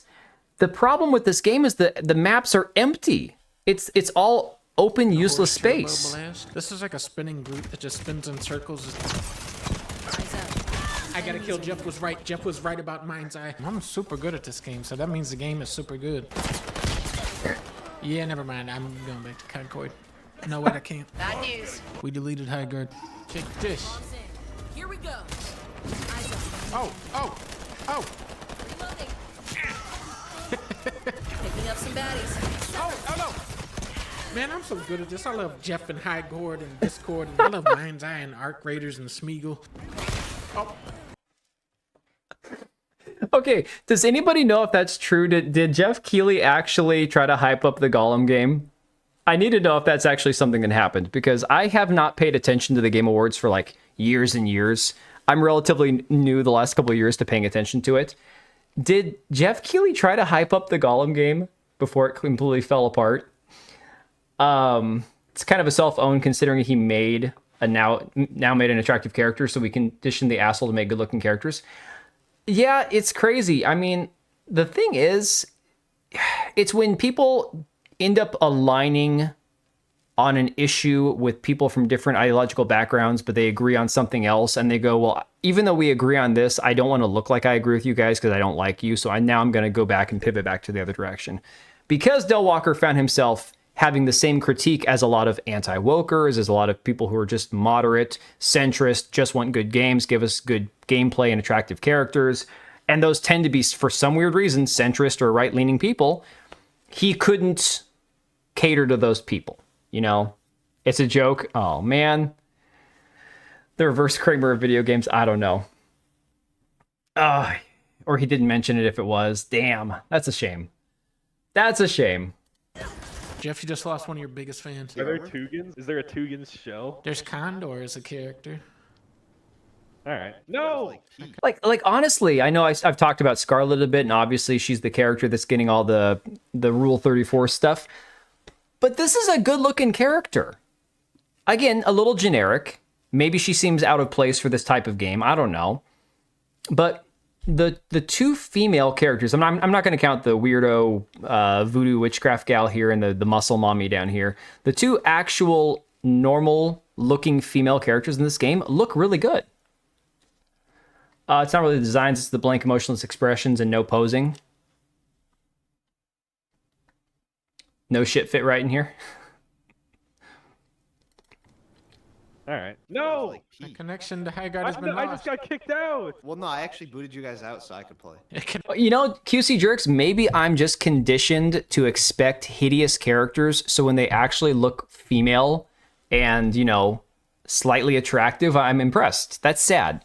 My standards have gotten so low. Tracer would look pretty boring, too, if she just stood there staring. Oh, no, she's not Bayonetta. No question there. I only have 3 players on it once. Secure boot disabled. Please enable and restart. Yeah, no Killmonger cut. What the fuck does that mean? You gotta go into your BIOS. I have to go into my computer's BIOS? Yeah, you gotta do something in the BIOS to start You secure have to boot. put secure. That's another thing. If I hadn't already done the secure boot for Battlefield 6 beta, which I never even bought Battlefield 6, so I shouldn't have even bothered with it, I wouldn't have played Highguard because I wasn't going to go through the trouble of going through the secure boot just to play Highguard. There's no way. There are only 3 Scarlet so far. One is less Scarlet, more that massive hog line. Oh. Your boot on your BIOS. No, is this a troll? Is this a troll that's No, happening it's to me? real. Yeah, you gotta enable the Oh my Highguard setting. God. Just like look up how to enable secure boot and just follow the directions. But it's different depending on what company makes your motherboard. I don't know who makes my motherboard. Might have been Jeff. Open your computer and there should be a chip on your motherboard and it says Highguard mode and switch that to high. I'm reading a fucking manual on how I do this first. Oh, you get war chest. It's like a. Oh, here's a good one. Buy War Chest, yep. I'm starting the training grounds. The first one's on us. Welcome to Highguard. Welcome to Highguard. All right, just do the training mode. Do the training mode. I already did. I already completed the training. How'd you do that? I'm already spending money. You didn't even play a match yet. I did. I played 1 match. Now I'm spending a ton of money. Beast Lord. Beast Lord. $1,800.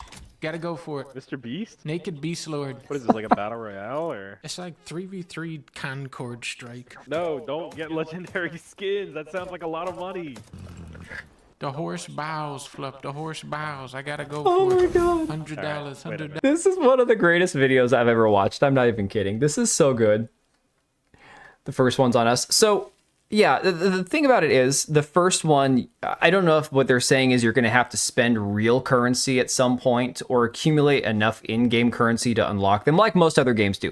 One thing Arc Raiders, I'll say 2 things Arc Raiders did exceptionally well with their monetization is, first off, there's no FOMO when it comes to the outfits in the game, the cosmetics, because most of them are ugly as shit, right? Most of the skins in Arc Raiders are hideous. So there's a few that look pretty cool, and you end up getting with the decks that you can max out, kind of like a battle pass, but it's free. You get enough currency to actually buy a few skins. So it doesn't cost you anything. You bought the game, you play the game, you get enough things unlocked, you can get stuff for free that would otherwise cost you money. So again, there's a way to do it without spending actual money. And it doesn't require like your entire life either. It's not like you have to know life the game. I'm living proof of that. I don't have time to know life a game. So that being said, the other thing they handled is the skins are so ugly that nobody wants half of them. So how do they sustain? I don't know. $100. That's 100 well spent. Not gonna lie. I just went through the annals of my fucking computer and I don't know what I did. I think I did something really bad. Wait, recommended? I'm gonna go against the grain and pick the King's Lair. That looks That's like not Tatooine. recommended. I don't care anymore. Look, you stopped caring a long time ago. The bad guys are called baddies. Okay, Betty's here. Betty's here. There's a baddie. Baddie by the street. One Baddie one down, baddie down. I'm dead. Oh my god, goody down. Oh, baddie. That's a baddie. I'm moving in on this baddie. I'm out of the play area. I left the play area. What the fuck did you do? I think I'm turning from a goodie into a baddie. There's 3 different types of money. There's silver money, purple money, and then Keeley coin. Keeley coin gets you like the best stuff. Ooh, just got a dwizzle kill, baby. Jeff just sent me 7 Keeley coins. in the Later, mail. Oblivion. Have a good night, man. Oh, I shot him off the horse. I'm like a high guardian of the galaxy. This is seeming like the game of the millennium. It's like the best game that's coming out today. Oh, I just guarded something way up high on the map.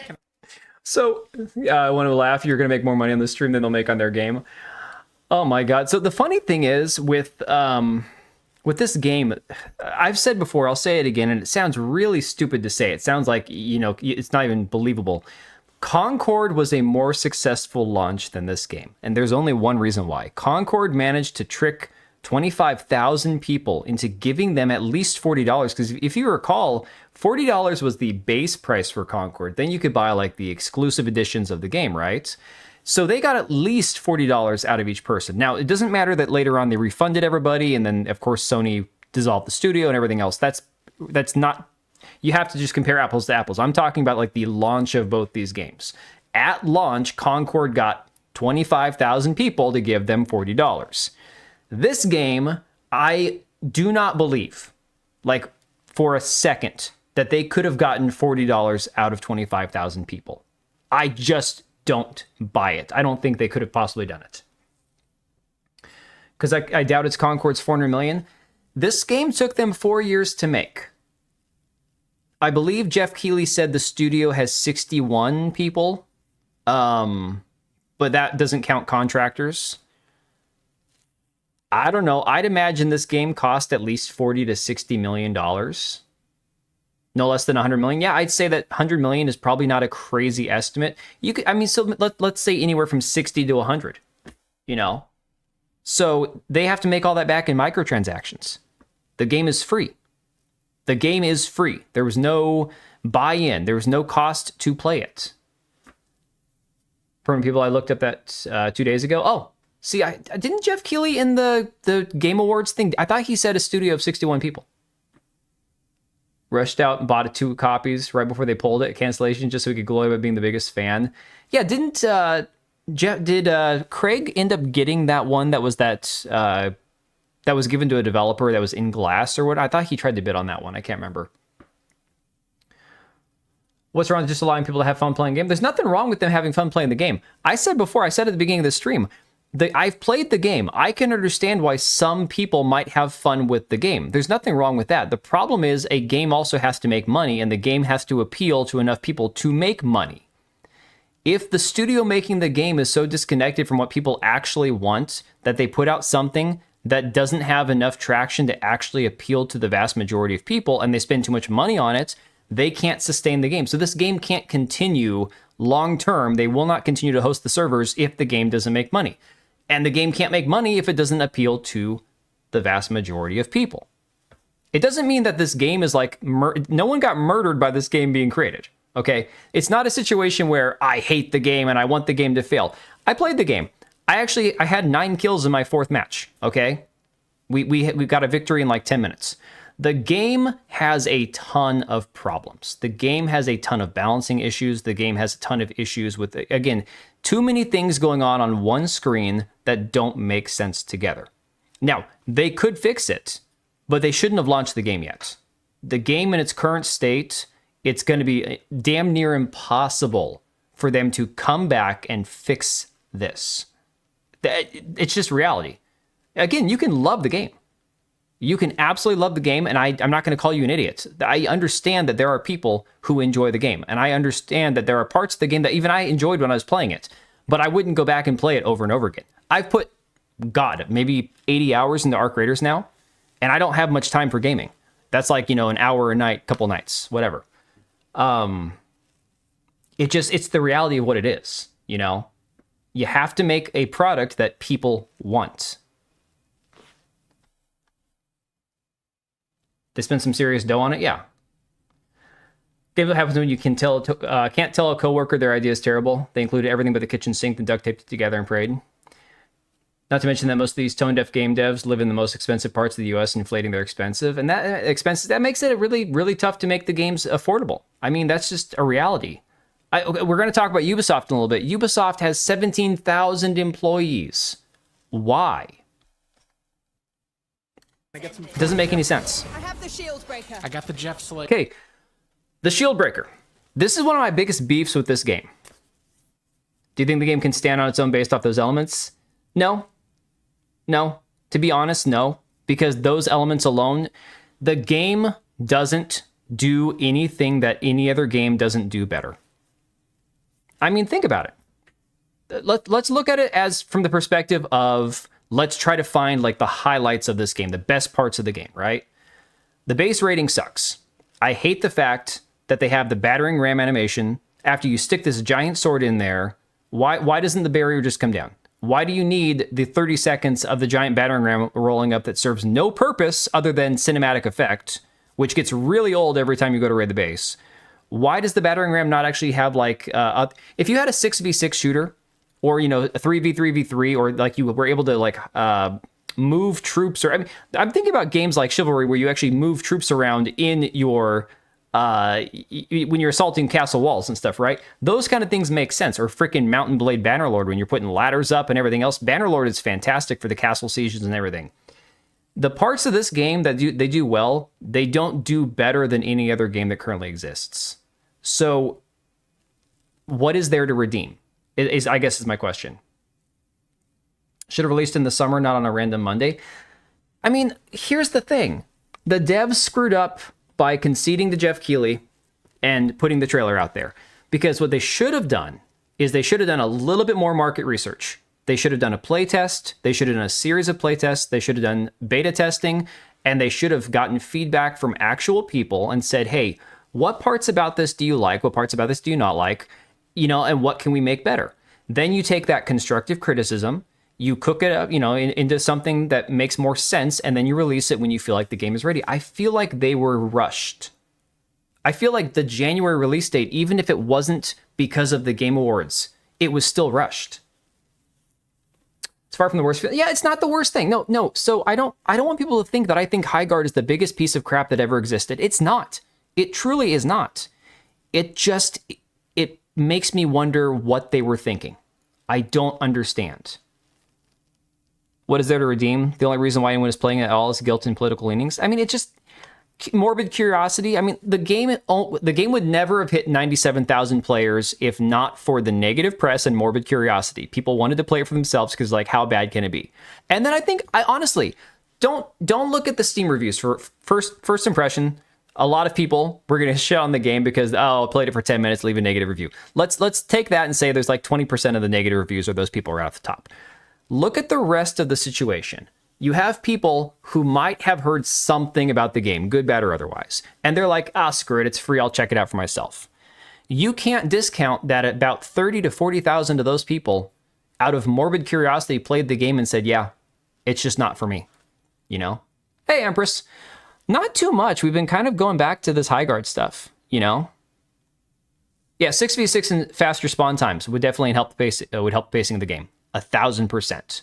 Actually, 6v6 faster spawn times and reworking this whole shield breaker battering ram mechanic that I think is completely unnecessary would make the game legitimately fun. All right, no worries, Empress. If the stream cuts out, it's not you, it's us. They also self-funded the game, which is great. Again, that is a cool thing. That is good.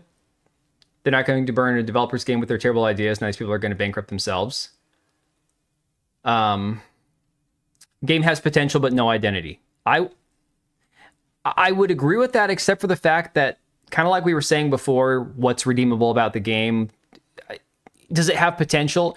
If this was not a game that was already released and we were all playtesting it right now, and this was a year from release, I would say, sure, absolutely has potential. The problem is people are going to treat this like the final product. And if it's not the final product, the devs should have said so at the very beginning. Misunderstood you there at first. Yeah, I'm working off of a like very little amount of sleep, but I got you. So maybe I should make an FPS MOBA PvP extraction RPG Souls like Avian and call it Low Ignorance. It's just perplexing. It's just confusing. You know what I think? Despite the negative coverage and despite all of us crapping on the game and everything else, you know what would be amazing? It would be amazing if they turn this game around. Because think about it. Everybody loves a good, cozy. Don't forget cozy. You gotta have cozy in there. Everybody loves a good redemption story, right? Can you imagine if this game somehow survives, and a year down the road, 2 years down the road, people are talking about this game and it suddenly starts becoming more popular and people are like, wait a second, that thing's still there, all this stuff. Why is that stuck, dude? You gotta chill, man. I could have copied Titanfall and printed money. Yeah, so I think it's pretty obvious when you listen to the conversations that happen behind the scenes. They didn't know what direction to take the game. They're like, well, we don't want to do sci-fi because we've already done that with Apex, so maybe we can do magic. It's like, that's already been done. Okay, let me ask you guys a question. I've never played Overwatch. I have played a handful of hours of Valorant. I helped a friend out one time. She didn't want to play it by herself, so I'm like, I'll download it. She was terrible at it. I was okay at it. But I've never played Overwatch. Overwatch uses not magical elements because it's more sci-fi, right? But I mean, to some degree, does Overwatch use more like the magic tech first-person shooter kind of? It's a kitchen sink game, zero focus, yeah. So as far as copying Titanfall, it sounds like that was never their intention. They didn't want to do a mech shooter. They didn't want to do sci-fi. They wanted to do a blend of tech and magic. And I think that just doesn't appeal to a lot of people when there's already other games. I mean, look, technically you could call Marvel Rivals a combination of magic and tech because you have characters that have mutant powers, magic powers. You have the humans with guns and swords and vampire. I mean, you've got everything in Marvel Rivals. Big titties would have carried it at least until other fixes. I don't know. I mean, look at First Descendant. Big titties will only get you so far in a game. It's mild futuristic. I think even the characters that feel magical are just tech disguised as magic. Okay. If anything, they copied Apex a bit. Yes, except here's something I'll say. If we're going to talk about the pros and cons of Highguard on its own or compared to other games that are similar, the movement in Apex is far superior to Highguard. The movement in Titanfall is far superior to Highguard. The movement in this game, it feels more like, I'd say closer to like Valorant. You're not really that mobile. Yeah, you're moving around. The mount makes you go from point A to point B, but you're not very mobile. Sex appeal wouldn't say if this game would just make it worse. No, McKinney, I think you're right. I think it would make it look like the devs were pandering because they were desperate. Don't see him recuperating from this? Yeah. His first Senate lasted like 6 months on titties. Yeah, but where are they now? I mean, let's be fair. Somebody could check the Steam charts. First Descendant went from like 200,000 players or something. It was a lot of players to what? I think they were like averaging like 10,000 or something, maybe. Should have added sliding while on the horse. My God. So no, to answer the previous question, there's nothing wrong with enjoying a game. And people can unplug from the internet and play their game and have fun with it. But you also have to deal with the harsh, brutal reality of life that this is also a product, and you can't just deflect from criticism, like legitimate criticism, by saying it's just people hating on the game and people aren't playing it because their favorite YouTuber hated the game. No, there's a lot of people who tuned into this game who didn't know anything about it because they just heard coverage about it. And they're like, oh, well, what is this? And they didn't enjoy it. They left. Oof. A 4,700 player peak for 24 hours? God. Trailer was the only foot in the door. Yeah. Their future content was just subpar, killed the momentum. My problem, Wise Ass Duck, was listening to the game in English was terrible. And I was too disconnected and didn't care enough about the story to listen to it in Korean. So I just kind of lost focus with First Descendant. It just wasn't that good of a story. Whereas Warframe, when I entered into Warframe a couple years down the road, the story, the gameplay, all of it made the game like damn near like 9 out of 10. It was a fantastic experience. Here. My horse is shot! Fluff, help!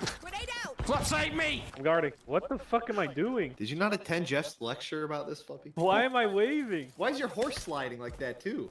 Wait, oh. Oh yeah, that's good. That's a good feature that Jeff left it in there for us. The Paladin.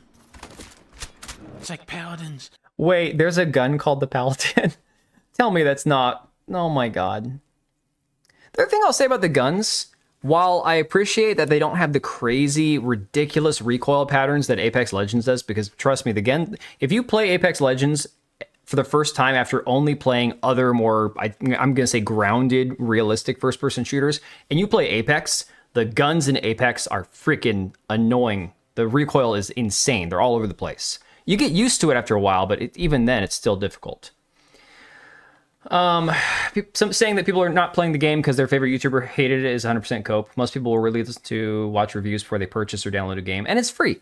The one thing I'll say is you can say people went in with a pre-existing opinion about the game. That's fair. I will admit that. There are a lot of people who go into a game that say, well, you know, the game's supposed to be shit, so I don't expect too much from it. But here's the thing.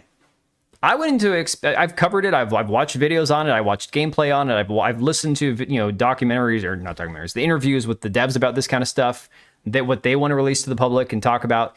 And I went into this with a fairly negative view of the game, and I can look at the game objectively and say there are parts of the game that are enjoyable. Objectively, it's not a terrible game. I would not play it over Apex Legends, and I hate Apex Legends. I despise Apex Legends. It's like ADD nightmare of Zoomer fuel. When I play it with my kids, I freaking rage out, even if I'm doing well. But you know, I wouldn't play it over the half dozen other first-person or third-person shooters that I play. You know, Vanguard. It's like Vanguard and Highguard and Concord. Jason, I don't like this game. I'm gonna be honest with you. Warframe's It's the worst fantastic, game I've ever dude. Played in my life. Flop, it's still episode 1. Episode 2 is where Jeff unleashes the full power of the Keeley coin. That's when the game starts getting good. Flop, you were right. Jeff sucks. Jeff, I trusted you. This is a 60-hour shootout. Jeff Keighley is the Kojima of video games. This is a piece of shit game. This is a piece No, of no, no, shit wait. game. Wait. It's really good. It's actually really good. Shit. I just got kicked. It's because you keep talking crap on this game, Flop. Except I got kicked too. Jeff Keighley's a bitch. This the best you got, Jeff Keighley? Jeff, I will lay down my life for Jeff. Wait, I'm unlocking the battle sister. Okay. The one thing I will say about this game, this one character here, the Keeley coin, right? Find the older you get, the more you throw shade at Zoomers because you realize that you're starting to think more like them. No, actually, so here's the thing, DB Wild. How's it in comparison with Paladins? I didn't play Paladins, Empress. Don't ruin your phone. I've done that before. Well, I'll have my phone and I'll put it in the shower so I can actually listen to a video or music or whatever.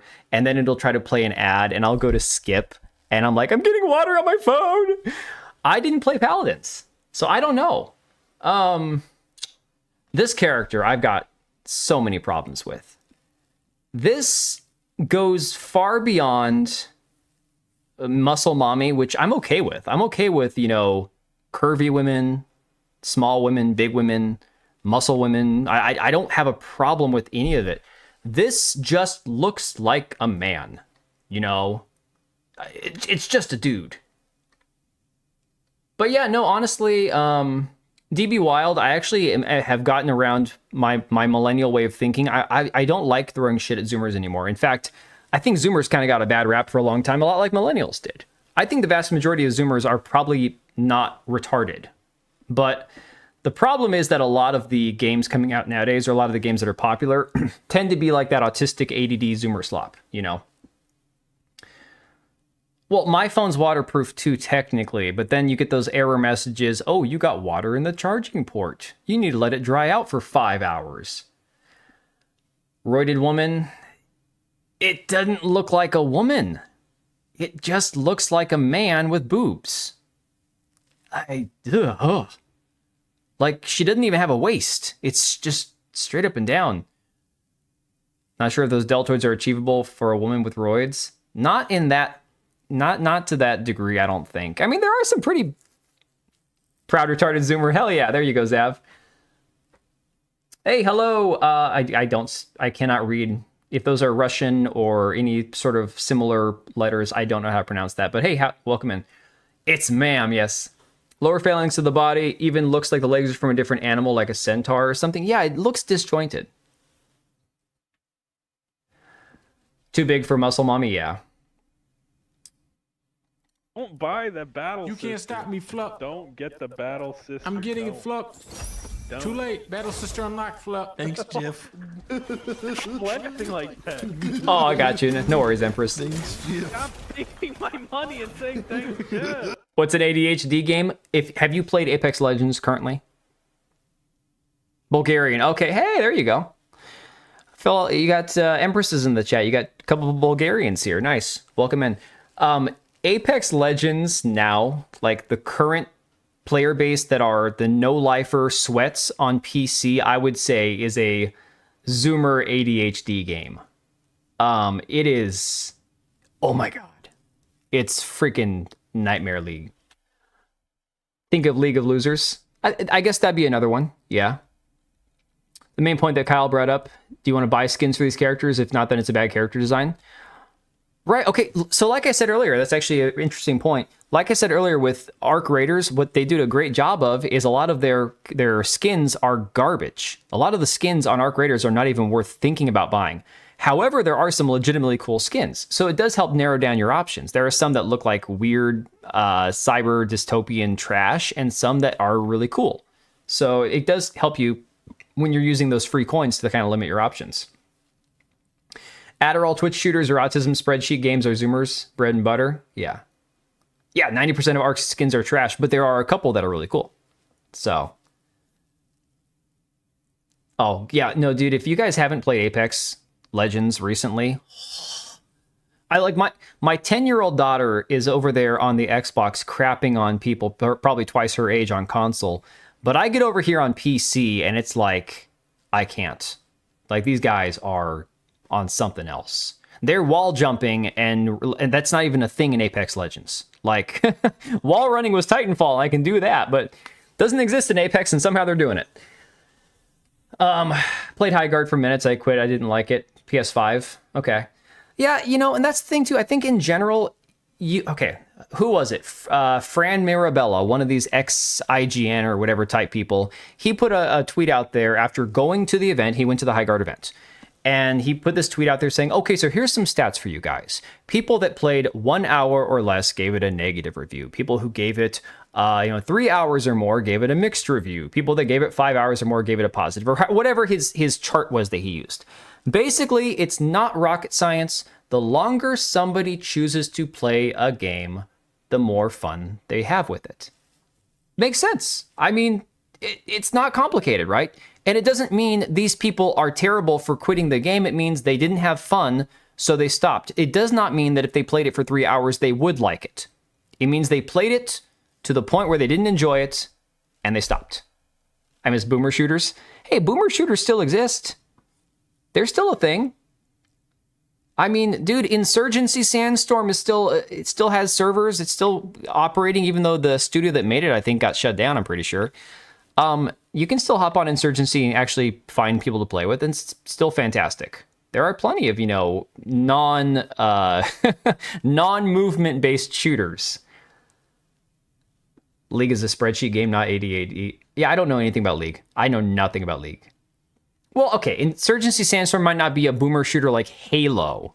All right, trust me. You go back and play the original Halo. Okay. You're like a walking corpse. You're moving like the speed of not, obviously, sure. But what I'm saying is games that are not movement shooters, obviously. You end up losing interest and find more and more problems. Yeah, and actually, I mean, look, so I lost my first 2 matches tonight. I won my next 2 matches, and the second match wasn't even close. I got the Stormbreaker key. We went over there, we destroyed them. We cleaned, mopped the floor with them. I think I died 1 time the entire match. And they revived me. My team didn't even lose me. They were able to revive me, right? Armory Forger. I thought Armory Forger was having some issues recently. 5 hours or more were paid reviewers. I mean, like I said, this game isn't the worst thing ever. And there are obviously people who are going to enjoy it. Look, there are people who enjoy terrible movies. You can't say they don't enjoy it. But it's not going to appeal to the majority of people. What the fuck is wrong? Good job, thanks. Taking my fucking money and saying thanks, Jeff. Wait, look at this. Turn around. Cat's trying to get into the kitchen cabinets behind me. Like the stream? We have a Hell yeah, command like the called stream. Jet Like it twice. No, Soldiers. don't like it twice. Jeff's army. Keely's Angels. I hate Centipede. Oh my god, I should. Is Tarkov really a boomer shooter, though?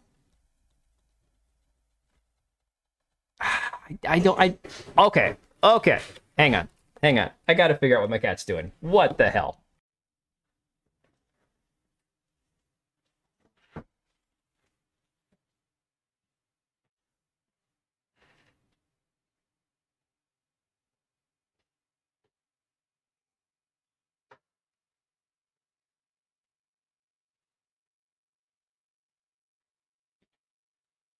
Oh, never a dull moment.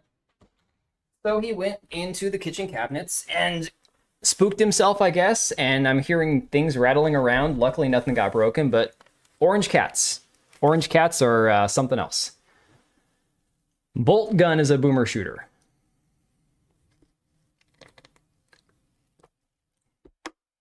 Yeah, McKinney, and that's the thing is there are legitimately people who just want to hate on things because it's fun. You know, sometimes the drama around a game is more fun than the game itself. This game, I would say that it falls into that category, although the game, if you play it, yeah, it's not the worst thing ever. You know, there's parts that don't make sense. It's dumb. There's parts that shouldn't even be in there, like the mining crystals thing. The map shouldn't be that big. It should be 6v6. There's a lot. If they, like I said, if they had just put this game out there for play testing, for early access, beta, whatever you want to call it, they probably could have nursed this thing along to where eventually we would get a cult following of people that really love it. Unfortunately, I think they doomed the game with the way that they did, you know, released it. Orange cats are awful. I have two of them. One of them is like so they're brother and sister. One of them is like, I don't know. She's something else. She's like I'm not going to say depressed, but like she has this weird personality, and her brother is the coolest cat. He's like 13 pounds. He's huge. He's very lovey, but he's also psychotic. So he'll get like some crazy urge to go running around the house, and he'll be like tearing through my kitchen cabinets. Like, I don't know why he's even in there. So, radio silence was the worst idea. Yeah, 100%. Fix that behavior of the shot caller. I don't think this game would even develop into it's so bad that it's good status that movies and other media can achieve, right? Because it's not that bad. Cat's high guarding. It's not that the game is dog shit, okay? I know there are some people saying, oh, this game is shit. No. The game itself is fine, but you cannot release a game with that much hype into this environment and be like, oh, it's fine. Fine doesn't get you anywhere. Fine doesn't cut it. That should have been a kill. I should have been promoted to Top Jeff. The game just said I'm a bad bitch. What does that mean? Games as a service are a problem. Killed him. Killed him. Good kill, good game. Check this out. Zipline gun. Wee hee. I broke every bone in my body. I should have never tried to have fun in Highguard. This game is literally the worst piece of shit I've ever played in my life. Not gonna lie. What would you give it out of 10? 9. 9.5. See, that's funny too, because I don't think the game is even that bad. Compared to other things I've played, I don't think it's that bad. Hey, Susano. So I'll throw the link to the video here in the chat for anybody who was wondering who we were watching. And yeah, I went ahead and subscribed. This guy's hilarious. Put SSRI in the boy cat's food. Yeah, the problem is they both eat out of the same dishes, and he eats all the food, so I always have to like make sure she has some food. So then he'll switch dishes and eat out of both of them. For the first time out, they should have went for a single-player focused title, the multiplayer added onto it. Yes, Empress is Bulgarian. All right, so that takes us to, yeah, from the creators or studio of that brought you as a kiss of death for any game. Yeah, and then they removed it. They took that off of the frickin' Steam page. So this brings us over here to Sven Vinka, who we mentioned before because he was commenting on Thomas Mahler and No Rest for the Wicked, early access stuff, all that, you know, good stuff. Sven Vinka put out a statement regarding all the Highguard stuff. And the statement I read was kind of like generally wishy-washy. I don't like seeing people hate on creative stuff because it's going to make artists feel bad. And if you make artists feel bad, you won't get art. And look, I've said it before, I'll say it again. When they were talking about this, I think on Words of Paradise's stream today, I'm like, is a video game art? Yes, video games are art. But just like artists, you have to pay your bills. So while it's art, it's also a product. Needs to be a product that people want. And if you don't make a product people want, your art doesn't matter. Doesn't make a difference. You can have my daughter, for a 10, almost 11-year-old girl, she's an incredible artist. I really want to push her to do like actual art classes when she gets older because she is very talented. But art is a hard place to exist in the world trying to pay your bills, you know? Exactly, QC Jerks. People have to be willing to accept criticism. Oh yeah, no, Sandy Peterson. I've actually got a tweet of his pulled up here. No, he's Sandy Peterson. He honestly gets it. You know, that would work both ways. Critics a paid shield for access media. That would eliminate all games journalists. Well, sure, she's not using AI. No, my oldest son uses AI. My daughter does not. My daughter hates AI. It's the funniest thing. So that being said, Pirate Nation here says, Larian CEO Sven Vinka thinks game reviewers should also be reviewed. He now thinks there should be a system where video game reviewers are critiqued and given a score. Leftist game journos are turning on Sven. So you can see this post right here. Sven's original tweet, and this is over on Blue Sky, okay? This was taken from Twitter and posted by somebody who was mad over at Blue Sky. Sven's tweet said, sometimes I think it'd be a good idea for critics to be scored Metacritic style based on how others evaluate their criticism. And he's not talking about the average person. He's talking about game critics, right? I like to imagine it would encourage a bit more restraint. The harsh words do real damage. You shouldn't have to grow callous on your soul just because you want to publish something. Now, this could be used for the general public for your audience score as well. And to be fair, I wouldn't mind if the audience rated reviewers that are also members of the audience. If we on Steam think somebody's review is good, we upvote it. We give it awards. We give it little emojis and stuff, right? I don't, because I'm layman. I barely review anything on Steam. But we have the option to help review the reviewers on Steam. Doing this for games journalists would be amazing. I think this would be incredible. What Sven is advocating for is for the games industry to be more of an enclosed circle jerk space where the people who buy these products are omitted entirely. That's not how industry works. I think he's talking about the games journalists. I'm pretty sure he's talking about the journalists in this regard. I'm going to go through his whole thread before he removed this tweet, okay? Kotaku would be negative points, yeah. Yeah, helpful reviews usually go to the top. When I reviewed that game that was like Code Violet, it was called Sophie the Echoes. Horrible dog shit AI slop game. It reminded me so much of Code Violet. I'm like, guys, I've played this game before. It was called Sophie. Don't buy into Code Violet. It's going to be dog shit, right? My review actually got like 26, people said it was helpful. And it's like the game has like nobody playing it. So reviews do help, obviously. So Jeff Gerstmann over on Blue Sky says, try a couple decades of shitty emails ranging from simple insults all the way up to death threats from idiot fanboys who can't handle you giving a game only 8 out of 10 and see which one puts more calluses on your soul, dummy. You'd fold in 6 months or less. I'm guessing Jeff Gerstmann is a, games journalist, right? Haven't seen any value in critics for a long time. Rather watch a streamer play the game. That usually gives me best impressions, right? And when I was watching New Blackstreet 2 days ago and they couldn't get into a match for like 30 minutes on Highguard, that kind of told me, okay, this game has problems, right? Didn't expect the large audience at launch, or they didn't know how to handle it. So here was Sven's original tweet. We'll go through this. It's a bit long. He said, I don't like people shitting on things others have created. Putting something out into the world makes you vulnerable, and that alone deserves respect, even if you dislike the creation. I 1,000% disagree. As a person who has to spend my money on things, and I say this not as an artist, I have not an artistic bone in my body. I can think of things for AI to create for me. I am not an artist.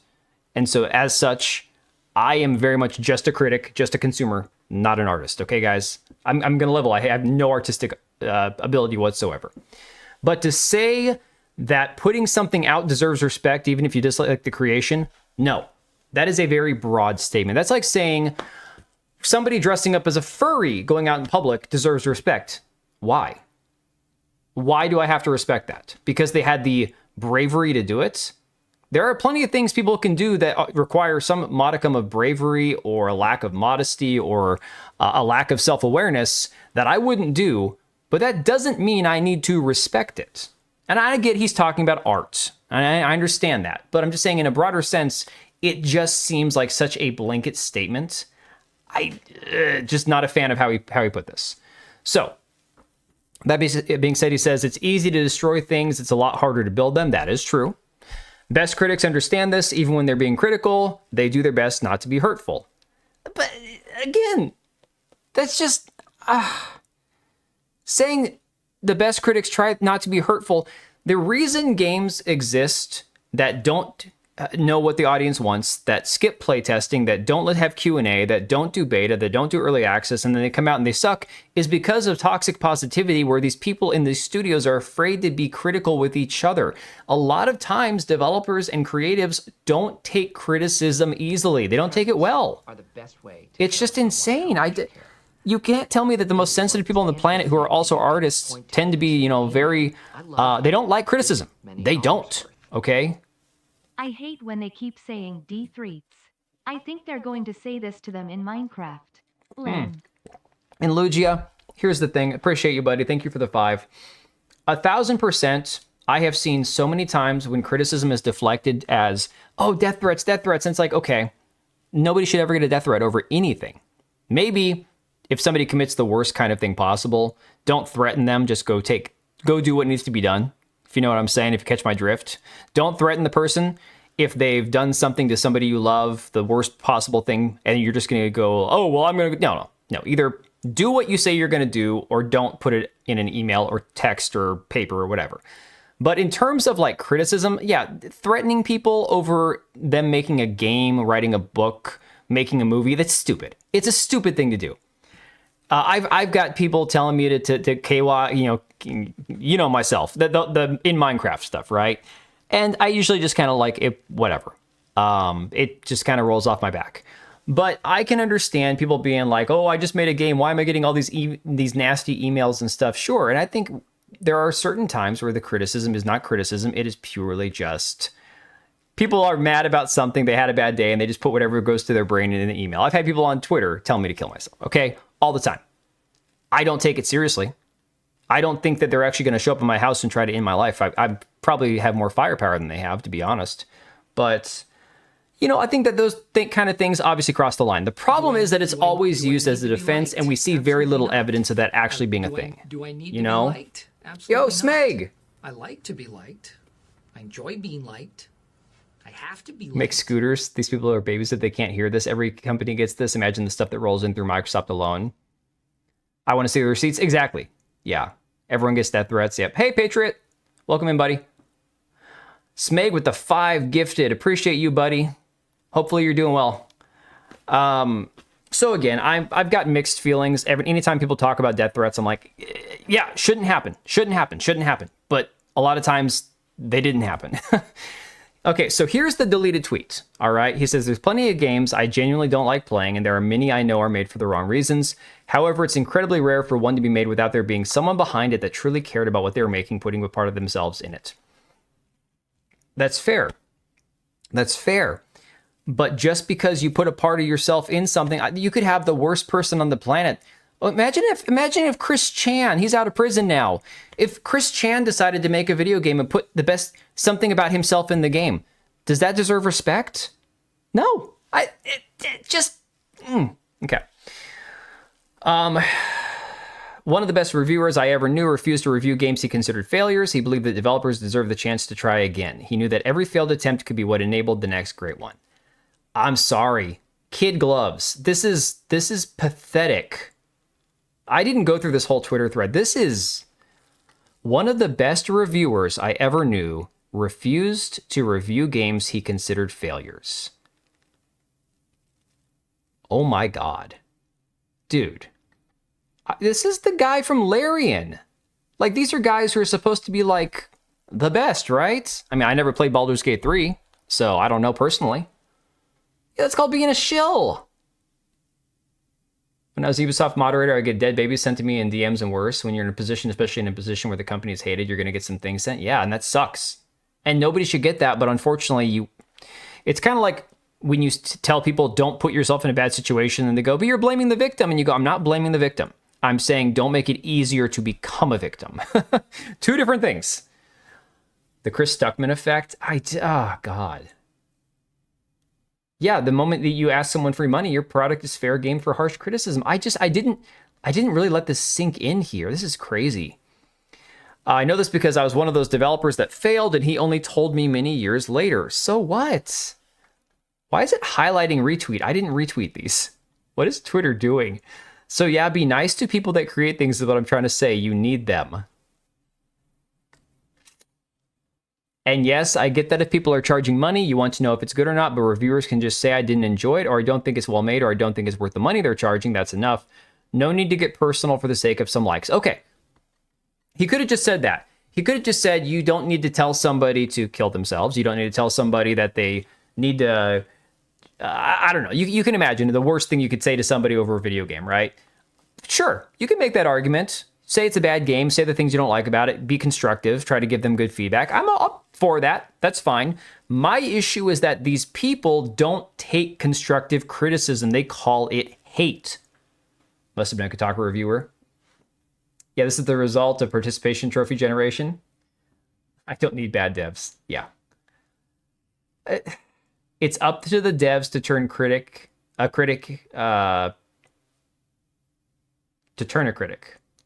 What are you trying to say? I know what you're trying to say, but I got it. Just need to do better. Yeah. Some reason artists can have fragile egos. Criticism can stifle you, make you not want to try, feel down on yourself, especially when it's excessive. Really doesn't care. Just need to do better. Yeah, that's the thing though. It's like, I'm sorry that as an artist, some people are sensitive, but you have to be willing to listen to criticism. And it's entirely dependent on how you receive criticism. That's going to be how do you respond to it is based on how you receive it. Be nice to people that create things is what I'm trying to say. You need them. First off, no, we don't. They need us, need our money. I mean, they want to make video games, right? We want to buy video games. I don't want to buy bad video games. This is the whole thing that I've been saying for a long time, because growing up in a family business, I would have people, they'd see some little Bible verse or whatever on a product that we'd sell. And you'd have people be like, oh, you're a Christian company. That's so great. I just want to support Christian companies. And I'm like, look, here's the thing. I understand why people might say that thing. It's the same way that's like, I want to support my right-wing coffee company that I buy from. You know, that kind of cringe stuff. If the product isn't good, I don't care who makes it or what their beliefs are. I want to buy a good, competent product. Now, if you also agree with me on everything under the sun and we could be like, we're like twins separated at birth, that's great, cool, whatever. But you need to make a good product. And you're not going to make a good product if you can't accept criticism. I just don't understand this. You must do art, then fine, be sensitive. You want to make... No, yeah, exactly. You can be an artist and just make art. You can just make art. For the beauty of what it is you're creating, 100%. Be an artist, you know? But don't try to sell your art. Should the guy who took the banana and duct taped it to the wall and sold it for $2 million or whatever that idiot bought it for, should he not get criticism? Should he not? I don't understand. I'm a person who will sacrifice accepting some quality if we share values, but I won't take trash. See, Patriot, I'm like, Now, if we're talking about made in America versus made overseas, and as an American, I want to see American businesses thrive, I could understand that argument about maybe like a price or quality difference. I could see it from that perspective.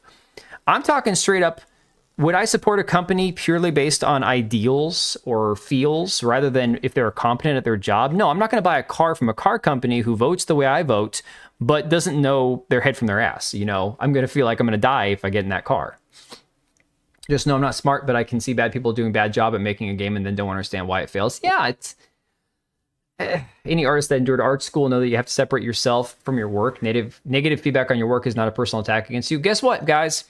I went to community college as a teenager because I was enrolled in one of those like early programs where you can graduate your first 2 years of college the same time you get your high school diploma. And I took as an elective a photography class. And guess what grade I got in photography? I got a C. Okay. That was the worst grade I ever got in a single one of my college courses. Granted, I had 1 quarter left and I never finished, but at 17 years old, I was 1 quarter away from getting my associate's degree, 2 years away from a bachelor if I chose to go back. The worst grade I ever got was in an art class. Okay. Full of bananas and rice, exactly. Isn't it odd seeing professionals say they haven't learned this? It's crazy. I mean, it's... this Sven guy, he's like in his 60s, isn't he? Kept showing them feet pics. No, DB Wild, I got a C because I didn't try. Because at the time, I was a Bush-loving young wannabe Republican who thought that everything that we were doing in Iraq and Afghanistan was great. And my professor, my photography teacher, was in his early 50s and a leftover hippie, and he hated Bush. And so I didn't put any effort into the class. Now, now I would have been like, yo, man, let's go talk later. But at the time, I was like, I just don't care. I just don't care. It was crazy. You do a lot of growing up over the years. Have to hire these kids. You have no idea what it's like trying to find good young artists. Oof. I can only imagine, dude. I can only imagine. Let's see. Or here you go. He says, or headlines, if you're press, going a step down from my soapbox now. It's been on my mind for a while, and just opening my feed today just pushed it to the surface. Think of the time you had to recite something in front of the class and how nervous you were and how much any negative comment hurt. You're not selling a product to your class. Think of the time, or be nice to one another, be nice to people creating stuff to entertain you, treat them like you would like to be treated if you made something. I would want people to judge my product fairly. That's what I want. Guess what? I have a business in real life. If somebody has a problem or a complaint with what I sell, I have to listen to that criticism and either take it seriously and change it or disregard them and say, I'm right, they're wrong, but I can't tell them to their face. You know? Grade was dependent on the teacher not liking the type of work you were doing, not the actual work you were doing. No, the grade was dependent on me. So it was a photography class. It was old school, like film photography. I was a teenager, so digital was still a thing that was newer. And we were developing our film. He wanted us to go to different places, take, interesting photos. He wanted us to actually try to get into taking a photo of something interesting. And at the time, I didn't have a car, didn't have a license. I was like 16, 17 years old. And I was like, what am I going to take a picture of? What am I going to do? So at that point, my general distaste for the guy and the things he talked about in class, I was like, I just don't care. I just didn't care at that point. But he judged me based on the artistic ability, the artistic quality of my photos,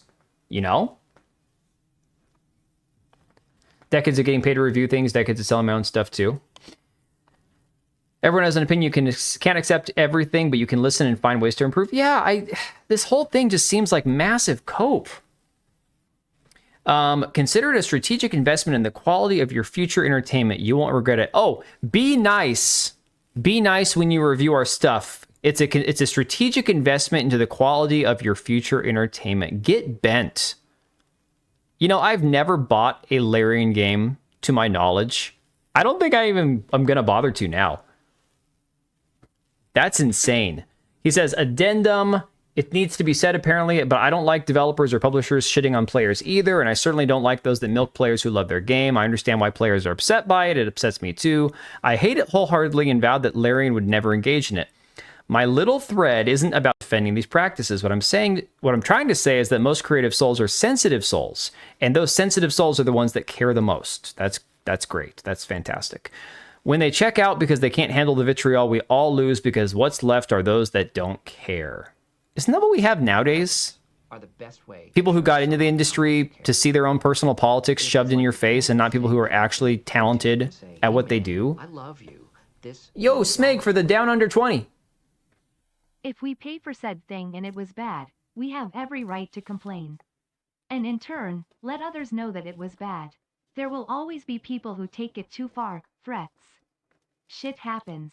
It occurs in every walk of life. Yo, I didn't realize she'd actually say shit happens. That's awesome. Yo, Smeg for the 20. Appreciate you, dude. Are you guys allowed to criticize things down there in Australia? I'm always trying to keep up on like what's going on in the UK and Australia and whether you guys actually have any freedom of speech or not. Technically, we don't even have it in this country anymore, but no, man, thanks for the 20. And exactly, I don't understand this mentality that, yes, there are people that take it too far, but there are people that take everything too far. I'm telling you guys, the very first time, prior to streaming, prior to YouTube, prior to Twitch, I bought my 5-year-old son a Nintendo Switch, and I played Fortnite for the very first time, not knowing a thing about the game. I played in, I think it was quads at the time. I think they had a 4-man team. And I was so bad at it that one of my teammates told me to go kill myself. And I'm like, okay, I'm 20-something, 30-year-old adult, don't care. That's not going to make me go actually do it. But I was like, whoa. This just got real, right? So there's always going to be people who take things too far. This whole deflection from criticism, like everything is like the most nuclear, horrifyingly awful thing you could ever say to somebody. Like, I once told a family member in a very upset, angry moment, one of those young times in my life when I was angry and lashing out, I threw the fact that they had to declare bankruptcy at one point in their face because they were telling me about my life decisions and what I needed to do. And I'm like, well, at least I haven't declared bankruptcy. And I threw that in their face. Things like that are not constructive. Things like that are just purely hurtful. They're reactionary. They're designed to just cut somebody deep, right? We're talking about people saying, yo, this is ass. Okay, let's go back to the guy that came in here earlier. I'd never seen him in chat before. I'd never seen him comment on my videos. He's like, dude, your chivalry gameplay sucks. I'm like, yeah, I know.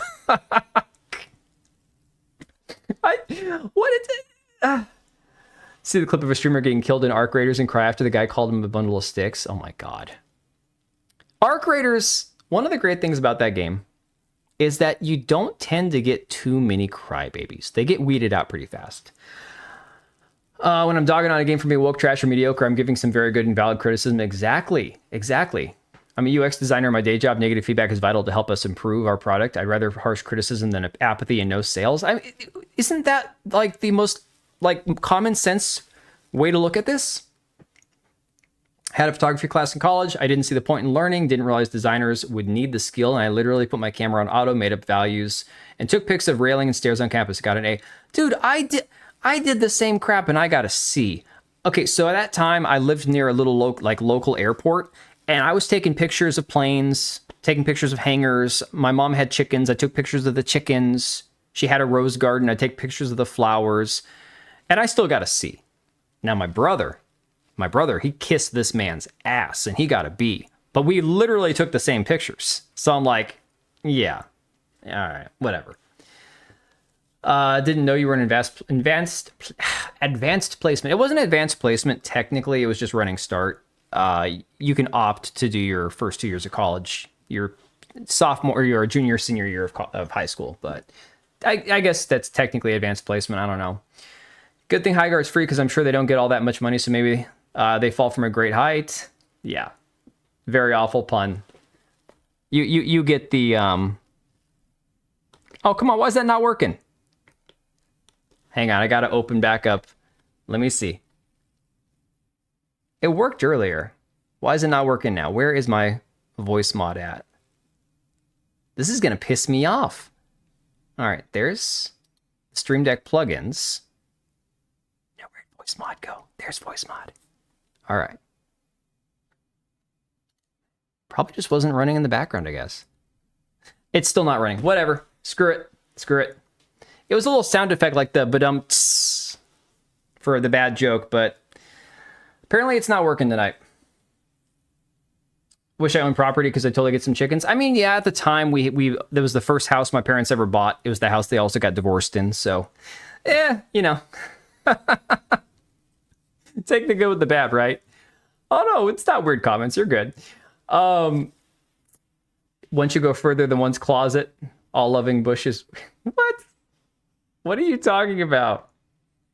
Not hanger, like airplane hangers. Oh my God. New hate speech law introduced here this month. It's so vague, and the criminal offense is not based on intent, but how it affects the offended. Oh, you're following the UK. Oh, you don't have the right to offend somebody. Somebody was offended by what you said. Oh boy. Wow.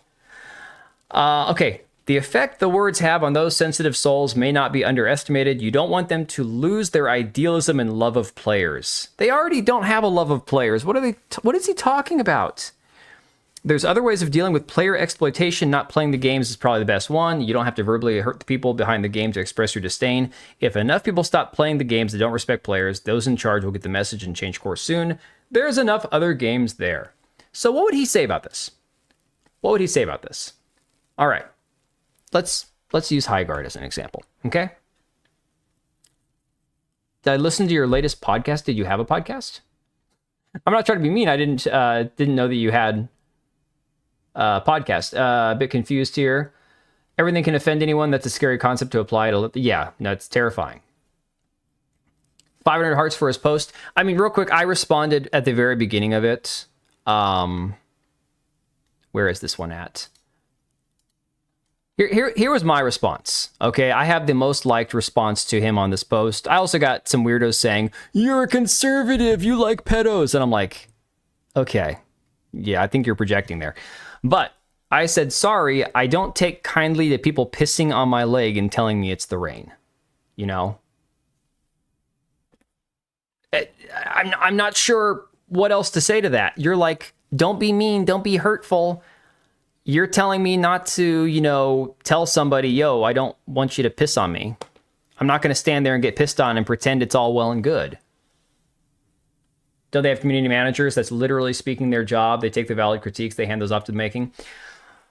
Oh, okay, so you guys remember I've talked about on stream the community manager for Wildlight Entertainment. It's the Alex Frostfang, the person that I think some of you said might have been a trans woman, not an actual biological woman. Yeah, so that same person doesn't like criticism, okay? Had tweets about how basically if you're playing a team game, don't tell your female teammate what to do. They've got it, honey. That kind of crap, you know? So I don't think YouTube likes me using that phrase in my messages. What? I don't see your message. Let me scroll up on Streamlabs. Let me see what you said. Did you see the clip of a streamer getting killed in Arc Raiders? I saw that one. I don't see another message.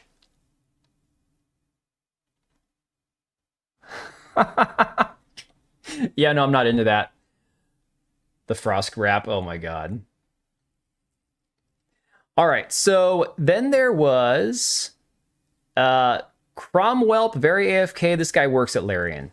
Quote tweeted somebody else who said, tired of seeing headlines of how many players Highguard has lost. Like, sure, you can argue that's putting facts out there, but I can't escape the feeling there's just this celebration of a game doing badly and putting out negative headlines for the sake of it. Shouldn't us game devs even try? Yes, you should try, but you should also implement feedback from people who actually know what they're doing. Okay? So this guy here says, I'm not even sure what his job is at Larian. All I know is he works at Larian. Maybe one of you guys know. I remember standing on stage at DICE, trying to see eye to eye with an executive audience who didn't or couldn't figure out what they should be making or even trying. It's funny in a way that the closer we all got to the audience, the further the industry got from understanding what it should be making. Caught in the crossfire of uncertainty are mistakes and the faces behind them. But while they aren't the cause of the mistakes, they are in fact the reason for any successes. It's easy to celebrate failure because there's security in feeling right, but I hope everyone finds enough to cling on to break that cycle of cynicism. Game development runs on optimism in contrast with economics. If the optimism and enthusiasm disappears at the same rate as the economics shrink, it's going to get messy. Thankfully, there are hyper-eager audiences and low-cost opportunities all over the place. It's just getting much harder to cut through the noise. I mean, I think that's a more fair take. Over here, he's kind of blaming more like the corporate side of things for not understanding what gamers want, and then the devs kind of get some of the shit.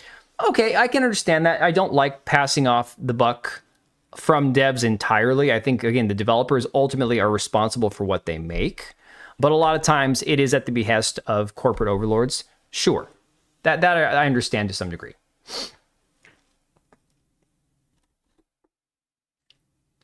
Who just ooh-wooed? Who ooh-wooed? Wait. Hang on. Let me see. Talking about the Nick A 30 clip of him oohing and then getting called that. Oh, okay, that's what you're talking about.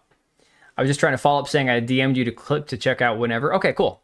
Appreciate it. The Frost, yeah. Let's see, you should try you're a game dev. Sorry that we gamers know more and can see and point out stuff because we actually play games long enough. Yeah, exactly. What, you're talking about the Chrissy Mare thing? I'd have to find that. I've never even watched it for myself. To be honest, guys, Chrissy Mare is funny.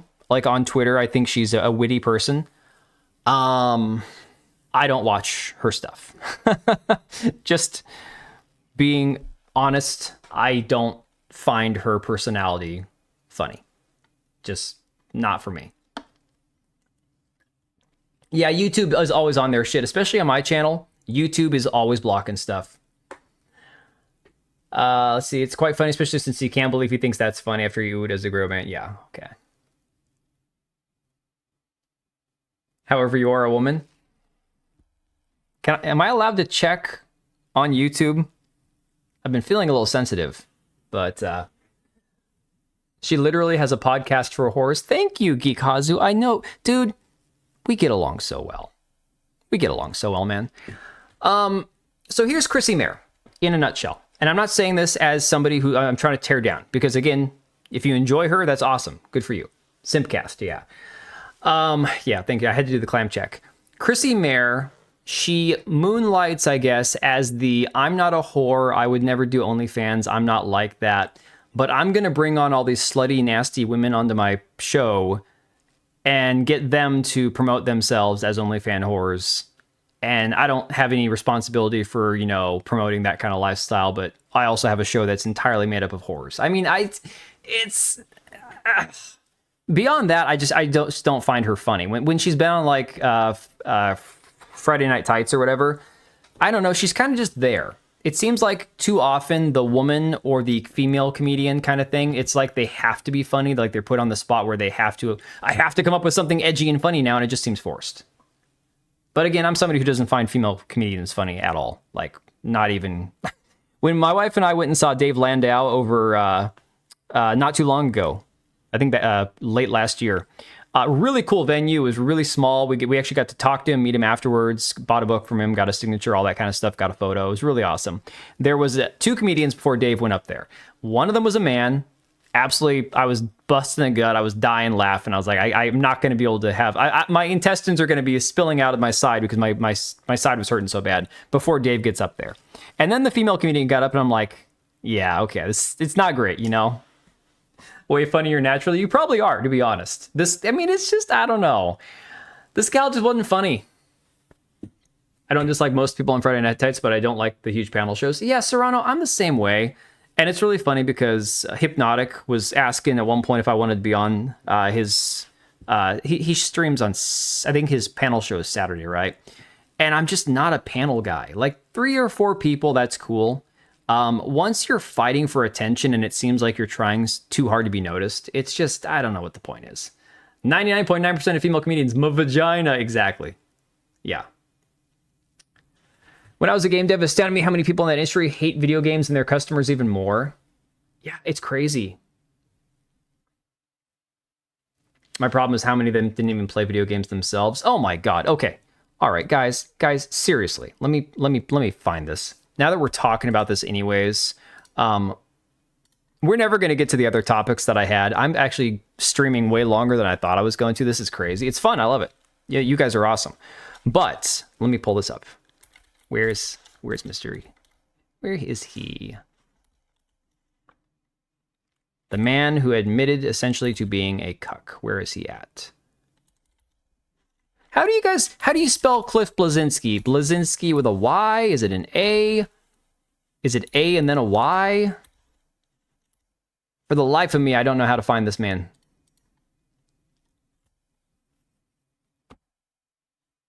Bleszi. Oh my god. Okay. Here we go. Cliffy B. Yeah. Too many cucks these days. I don't know who you mean. He and Chrissy run in the same comedian circles. That's interesting. Presents are the best way. But Dave's really funny. My god, I was dying. It is like this tangible thing that you can point to and say, hey man, I love you. This many dollars worth. Need that Ugandan guy to rephrase his question for these people to... Oh my god, dude. How can these people not be able to take on board any criticism? Okay, so for anybody who didn't watch the video that I put out about Highguard last night, I used a few clips from Fratanga, from Hypnotic, from Kada, from crap, why can't I think his name? Big Fry TV, and he actually just put out a game and it got review bombed, and he took it on the chin. That man said we took the reviews, we took the criticism, we took the review bombing, and we fixed it. We took that criticism and we actually fixed parts of our game that were getting shit on, right? And so Hypnotic, in his part of his video, says the problem is these people don't realize game criticism and people shitting on things has always existed. It's just that they didn't have social media back when we were doing it 20 years ago. Now it's like, oh my God, where's all this toxic hatred and all this stuff? No, we were dogging on episode 1 back in the day when we first went and saw it. Me and everybody I knew, whether it was through church or school or my family, friends, whatever, we were all shitting on episode 1. And then the news, the media tried to spin it as all these angry fans had made Jake Lloyd depressed and now he's on drugs and all this other shit. It's like, no. We didn't do that. None of us were talking to Jake Lloyd. That was the media that did that. The social media thing didn't exist back then, but these people don't understand that. There has always been criticism. Maybe they just didn't grow up around it, you know? And thanks for the 5, dude. Appreciate you, man. You're awesome, Smeg. Cliffy drank the woke Kool-Aid. Chili clip from The Office makes me sad every time. Oh my God. It simultaneously is one of the funniest moments from The Office and also makes my skin crawl every time. Yeah, we were much worse with it back in the day, for real. So Cliff Blazinski put this tweet out there. When did it become trendy to hate on a new game? Been seeing it more and more in recent years. It's exhausting. So guys, I don't know. I don't care where your guys' politics are at. I don't care if you're left, you're right, you're center. I'm right wing, but I might surprise people by having some opinions that are more centrist or maybe even slightly bleeding heart sometimes. I don't know. I tend to be pretty hardcore right wing, but it's at the same time, it's like, I know that there are developers out there who are just awesome developers. The guy making Kingmakers, Ian, what's his last name? Ian, the guy, the head dev for the studio making Kingmakers. I always see him in my posts and in my replies, and I'm always commenting on things he's commenting on. And politically, he and I are probably on opposite ends of the spectrum, but the dude is fair. He's respectful. He actually does a back and forth with people. It's not just this whole, why is everybody so mean kind of stuff, right? Been seeing it more and more in recent years. Gee, I wonder why. Yeah, we're so back. Yeah, we had forums. You know, we had forums. It was always a thing. My point is, no matter where you are politically, people can agree and disagree on certain things. We can engage in discussion, have criticisms, and at least treat people like each other like adults, right? Well, you would think. Cliff Blazinski is not one of those individuals. Cliff Blazinski, I'm pretty sure I have it bookmarked, and he hasn't deleted the tweet yet, where back when that United Healthcare guy got assassinated, he was all like, oh yeah, and by the way, free Luigi. I'm like, okay, so former head of a studio, I think he was, Cliff Blazinski. Somebody could have found an issue with him over his dog shit game that got canceled. And what would that have given them, righteous moral justification to go assassinate you, Cliff? You know, it's interesting that these people don't realize that they're living in glass houses a lot of the time, you know?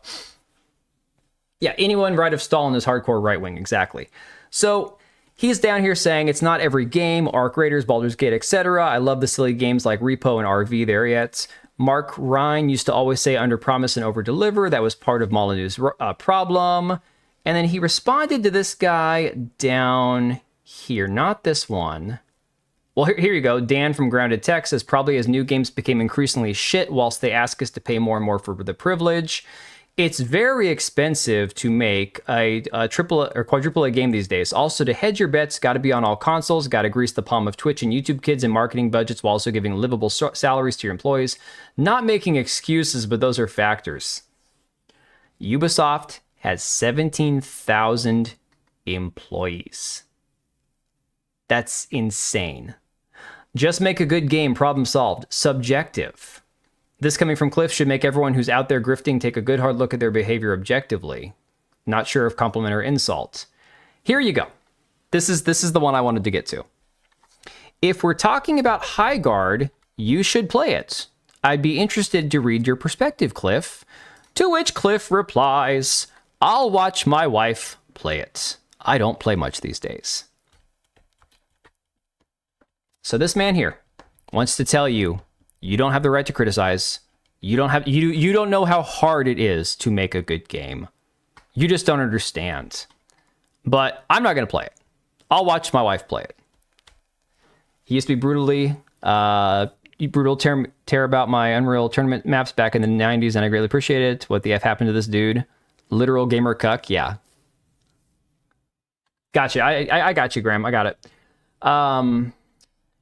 Reminds me of the Pokemon clip the other day. If I was a billionaire, I wouldn't stay one long. I'd probably give most of it away, as if other left streamers don't live in absurd luxury. Exactly. Deep Rock Galactic got a new season. Ghost Ship Games actually know how to use criticism. No, it's not random at all. Dude, you can talk about the things that you like because, again, you're talking about developers who probably have taken criticism constructively and actually used it. That's good. That's great, you know. I'll watch my wife's boyfriend play it. I don't play much these days. Same kind of vibe, right? Same kind of energy.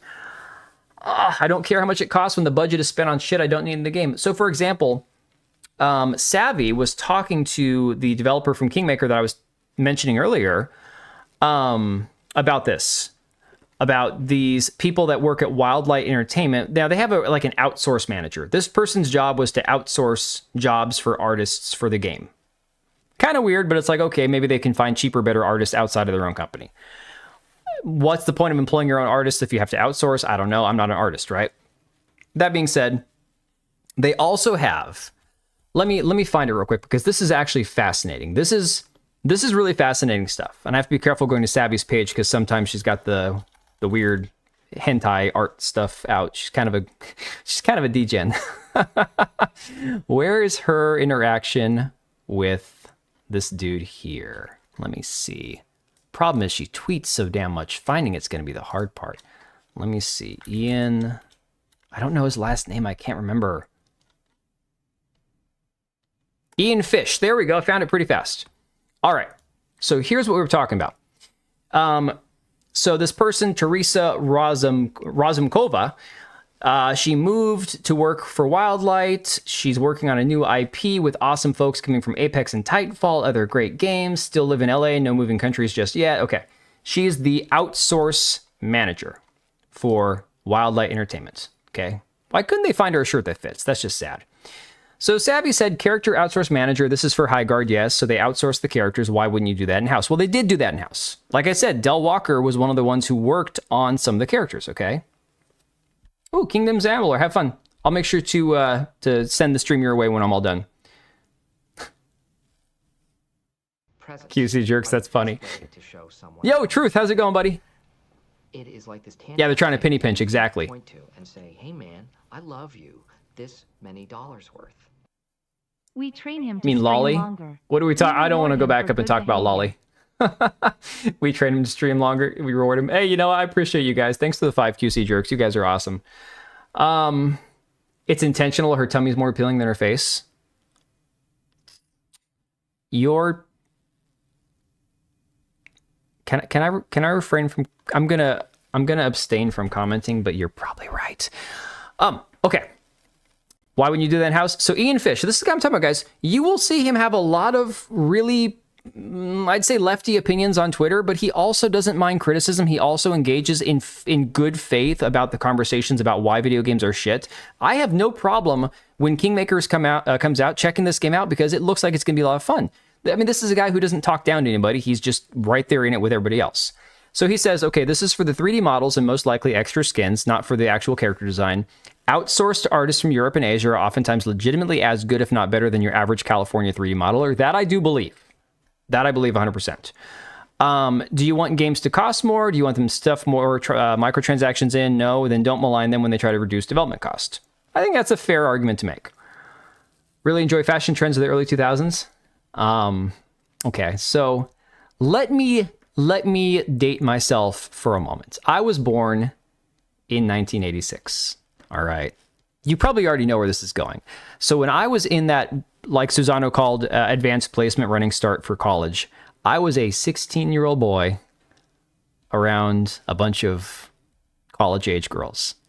And in the early 2000s, you know, we had something called the whale tail, where every girl, no matter how big, how small, no matter where their jeans fit their bodies, would all have their thongs sticking up when they sat down in a chair. So there were classes where I would strategically pick my seat, depending on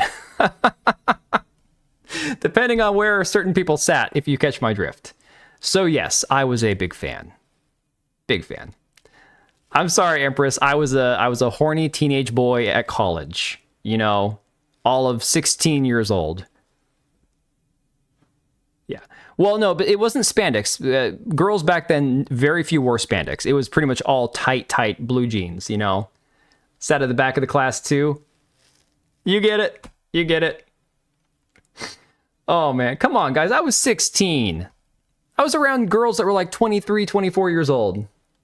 I am not sorry. Not sorry one bit. Tell this story to my wife. She gets it. She understands. Yeah, better to sit behind the whale tail than the plumber crack.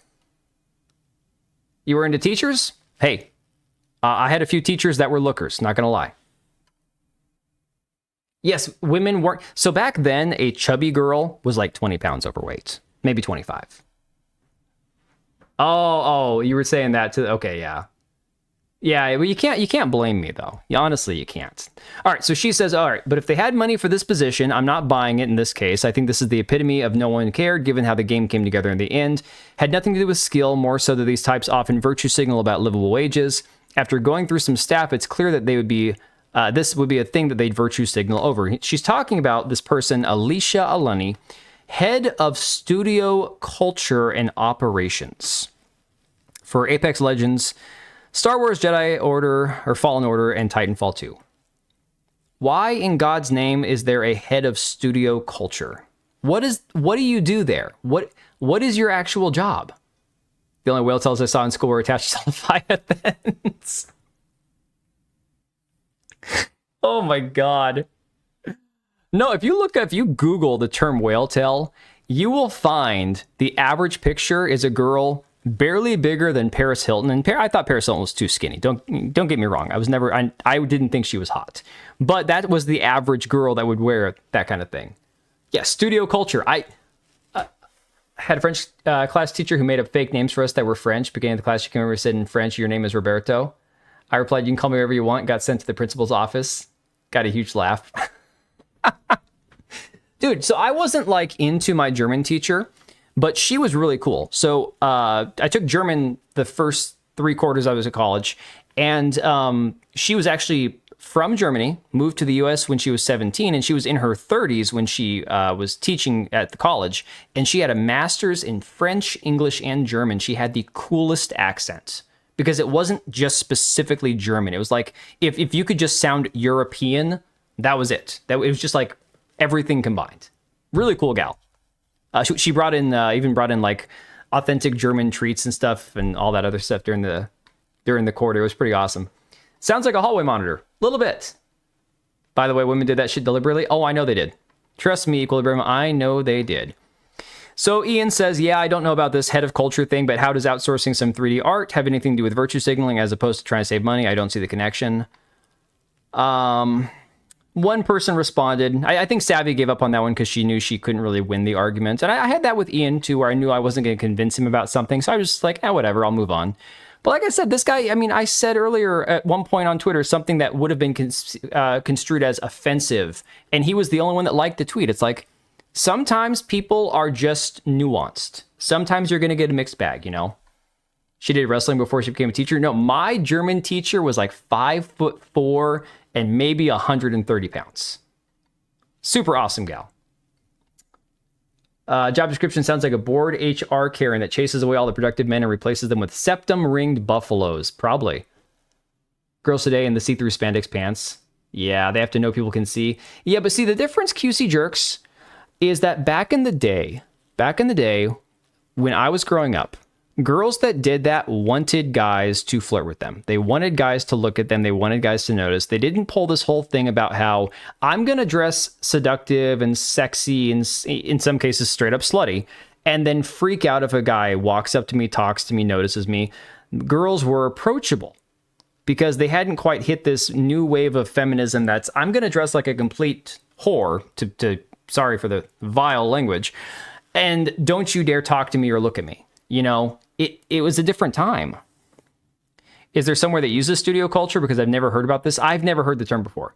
And I've covered all this, you know, the woke virtue signaling stuff for the past 2 or 3 years. And head of studio culture doesn't sound like something that I have ever seen. It is completely, I mean, it sounds like a made up position. It sounds like something that doesn't truly exist, right? It's pointless. It's stupid. All for getting girls pregnant early. Yeah, I was not going to have a baby until I was 20-ish, 25. You know, I was like, I'm not getting started before I'm an adult. I've seen it. It can make sense. But I don't know what they mean by...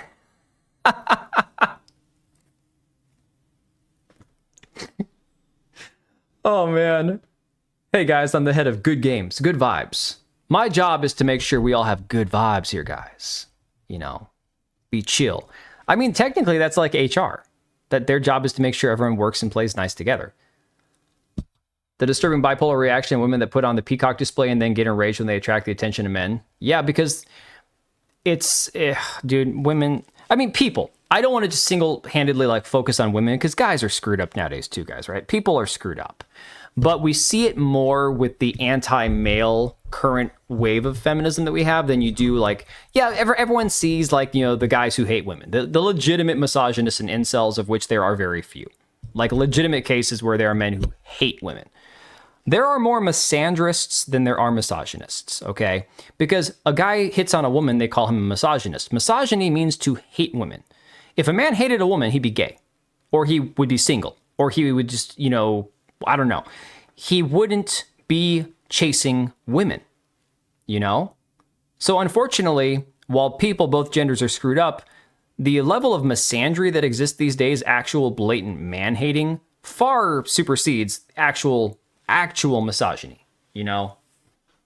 Podcast all about HR culture. Oh, interesting. Muslim men, you could say, would be more accurate, at least in the way that their cultures tend to treat women. Miku Miku. I'm not sure which one Miku Miku is. I'm the head of I'll fire you for staring my tits. Yeah, the gym TikTokers during an epidemic. Yep. Modern feminism has created this disturbing bipolar reaction. Yes, exactly. Intersexual competition for women is way worse. Oh, dude, it's terrible. Yeah. Dude, Korean Cowboy, I don't know what I'm going to do for my kids. I'm hoping that by the time my kids' generation grows up, because my kids are Gen Alpha, not Gen Z, and I know it's rough out there for Gen Z. It's rough out there for single millennials. My brother is, I've got 3 older brothers. My second oldest brother is recently remarried, and he's having issues like with his wife's daughter. So he's got the stepdaughter situation, and she's a handful. And it's rough. It's like, you're not going to find somebody over a certain age who doesn't have kids. You're not going to find somebody who doesn't have previous marriages or baggage or whatnot. It's rough out there for a lot of people. I would be single. If I was single tomorrow, I would never date again. First off, I'm perfectly fine doing my own thing most of the time. I would get lonely after a while, but you know, in general, I just wouldn't have that desire to even put myself out there. I think I'd just die alone. Yeah, that's where I'm at. That is 100% where I'm at. That's it. Presents So are the best way to show someone how much you care. It is like this tangible thing that you can point to and say, hey man, I love you. This many dollars worth. Smeg, I gotta find this clip. Hang on. Back in my day, especially Oh my at God. school, we said our criticisms to one's face. We didn't have internet or mobiles. Faced consequences for our words and actions, literally.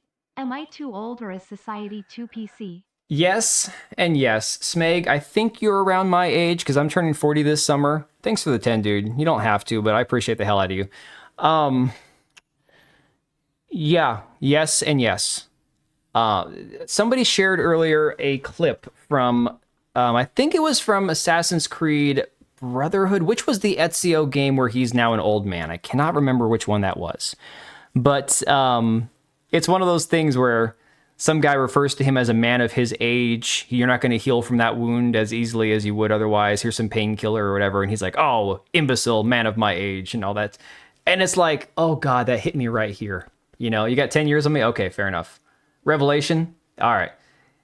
That scene, I'm like, that is brutal. Because Ezio, honest to God, is one of my favorite video game characters of all time. I don't talk about the Assassin's Creed franchise, like the Legacy franchise, that much outside of talking about Ubisoft. Because the games are all on my games back there on disc. I don't have any copies practically on PC. I don't think I have a single copy of an Assassin's Creed game on PC. But the Ezio trilogy, the Ezio saga, one of my favorite storytelling arcs in all of my years of playing video games. I freaking loved Ezio as a character. I loved the story. I loved everything about it. Maybe because my granddaddy was Sicilian. Maybe just because I think that Italy is freaking awesome. But yeah, that just kind of hit me right in the chest, you know? Said I have a good handful of old friends with a few benefits thrown in. You know, that's probably, I'm not going to say how I would live my life if, you know, I found myself single at 45, but I probably would find somebody to hang out with in whatever term that is, in whatever way that is, but I don't think I would get remarried again. AC Revelation is so sad. Sets up such a good passing of the torch from Ezio and Altair, only for them to kill Desmond. Yeah. Dude, it's just, it's brutal, man. Black Flag is awesome. Black Flag is a great game.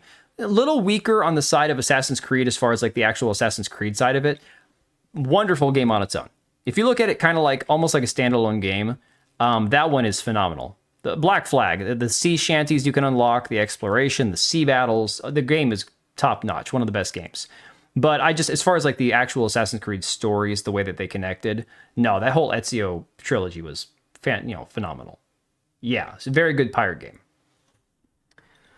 AC3 is the first one I tried because it was given away, not good. AC3, you really have to play the previous ones to really even care. I really enjoyed AC3. I'm not even big into like Native American stuff. Typically, I mean, you got a good Native American story, but you can kind of get my attention once in a while. But I thought the game was fine. Definitely not in my top 5. Passport, bro. I don't have the money to be a passport bro, though. Ezio Auditore de Firenze was what got me interested in working for Ubisoft. Then AC3 came out and the series died. Yeah. I didn't hate AC3, you know? I just didn't think it necessarily was the best Assassin's Creed game. Oh, I hated Unity. Yes, the parkour in Unity was the best out of all of it. Hated the character, hated the story. I found myself constantly bored having to do anything in the game. I finished the game, and that was where I ended my Assassin's Creed journey. I was done after Unity. So I never played Odyssey, never played any of the rest of them that came afterwards. Unity really just killed it for me. All right, Patriot, have a good night. I'll be out of here probably in the next few minutes, too, because oh, God. I can't believe it's already almost midnight. I'm on no sleep here, and I'm still awake. It's crazy. Yeah, okay, so... You know, here's the thing. Angry Joe isn't always wrong. So let me see here. Sandy Peterson, again, one of the creative minds behind Age of Empires, says, never believe a professional game reviewer. The truth is not in them. When I was at Microprose from 88 to 93, they openly asked us for bribes for good reviews. They would literally say shit like, hey, fly me to Baltimore so I can see the game in person. Then expect whining and dining. The most egregious even asked for honorariums. When I was at Ensemble Studio from 97 to 2009, they weren't as overt. Instead, they would call us and make suggestions such as, hey, we're going to review Rise of Rome in our November issue. Would you like to buy a full-page ad to accompany it? I have enough experience with these guys to lose 100% of my respect for them. Now I rely on reviewers who aren't part of an organization like Angry Joe, blah, or Sophia Narwitz.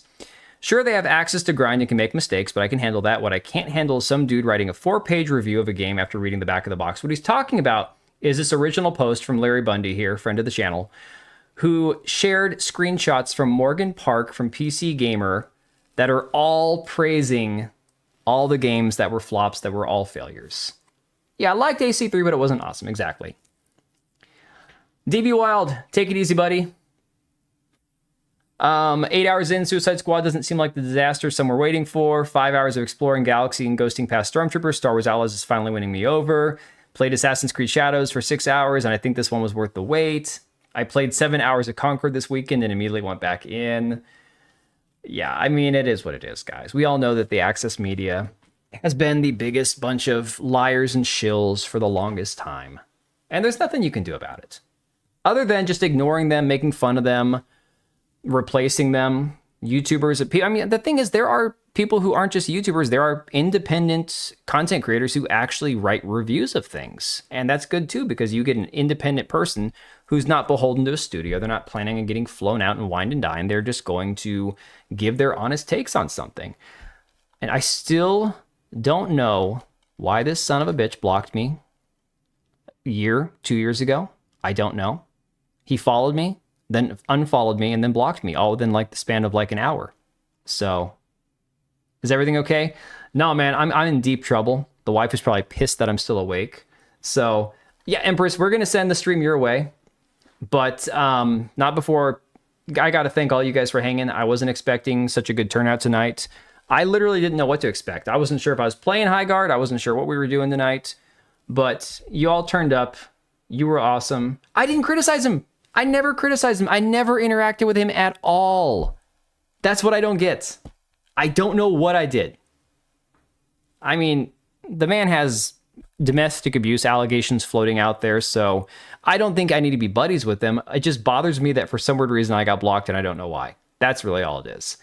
All right, Susano, take it easy. All right, guys, I am going to pull the plug on this sucker. We got through a whole stream without it crapping out. We got through no disconnecting, no Streamlabs cutting out, microphone only cut out at the beginning. We did phenomenal today. Got blocked by Yellow Flash for a tweet. Never interact with him. Dude, some of these guys. Yo, President Trump, we are leaving. Man, got here just at the wrong time, but we are going to send the stream over to Empress because I have to go to bed because holy crap, it's gotten late. I don't know how this happened. Being blocked without knowing why is the worst. Not when it comes to losers, like, you know, the people that hate me on Twitter. I couldn't care less about that. It's like, whatever. But, oh no, I got one dislike on the stream. Oh no, that's probably somebody who got offended over Highguard. Guys, you can like Highguard. I'm allowed to laugh, okay? I'm allowed to say the things that I think suck about it, but you're also allowed to like it. It's okay. God, people are so soft. Yeah, Tekla. And we had a banger stream tonight too, man. Beyond X is the worst in my opinion. I kind of live for that shit. I mean, I kind of do. Worst timing ever. I'm sorry, guys. Y'all, if I didn't have to go to work tomorrow and the wife wasn't waiting up probably, and maybe if the kids were doing a sleepover or something, I'd just let this go another hour. I got plenty of energy for some weird reason. But yeah, I mean, it's been fun, but I do have to get some sleep. You guys are all awesome, though. I swear to God. When I say it, I truly mean it. I wouldn't be here without you guys. And that's really all that matters. So, longest stream? No, I had a 3.5 hour stream one night. We went 3.5 hours right after I got moved in here and finally got resituated. I think almost 4 hours. But, all right. Leave a dislike and then you're gone. Hey, you know what? If you feel the urge, just do it, man. Do what your heart tells you. Oh, yeah. No, you it's like the Special Olympics. Even if you win that argument, you're still retarded. So.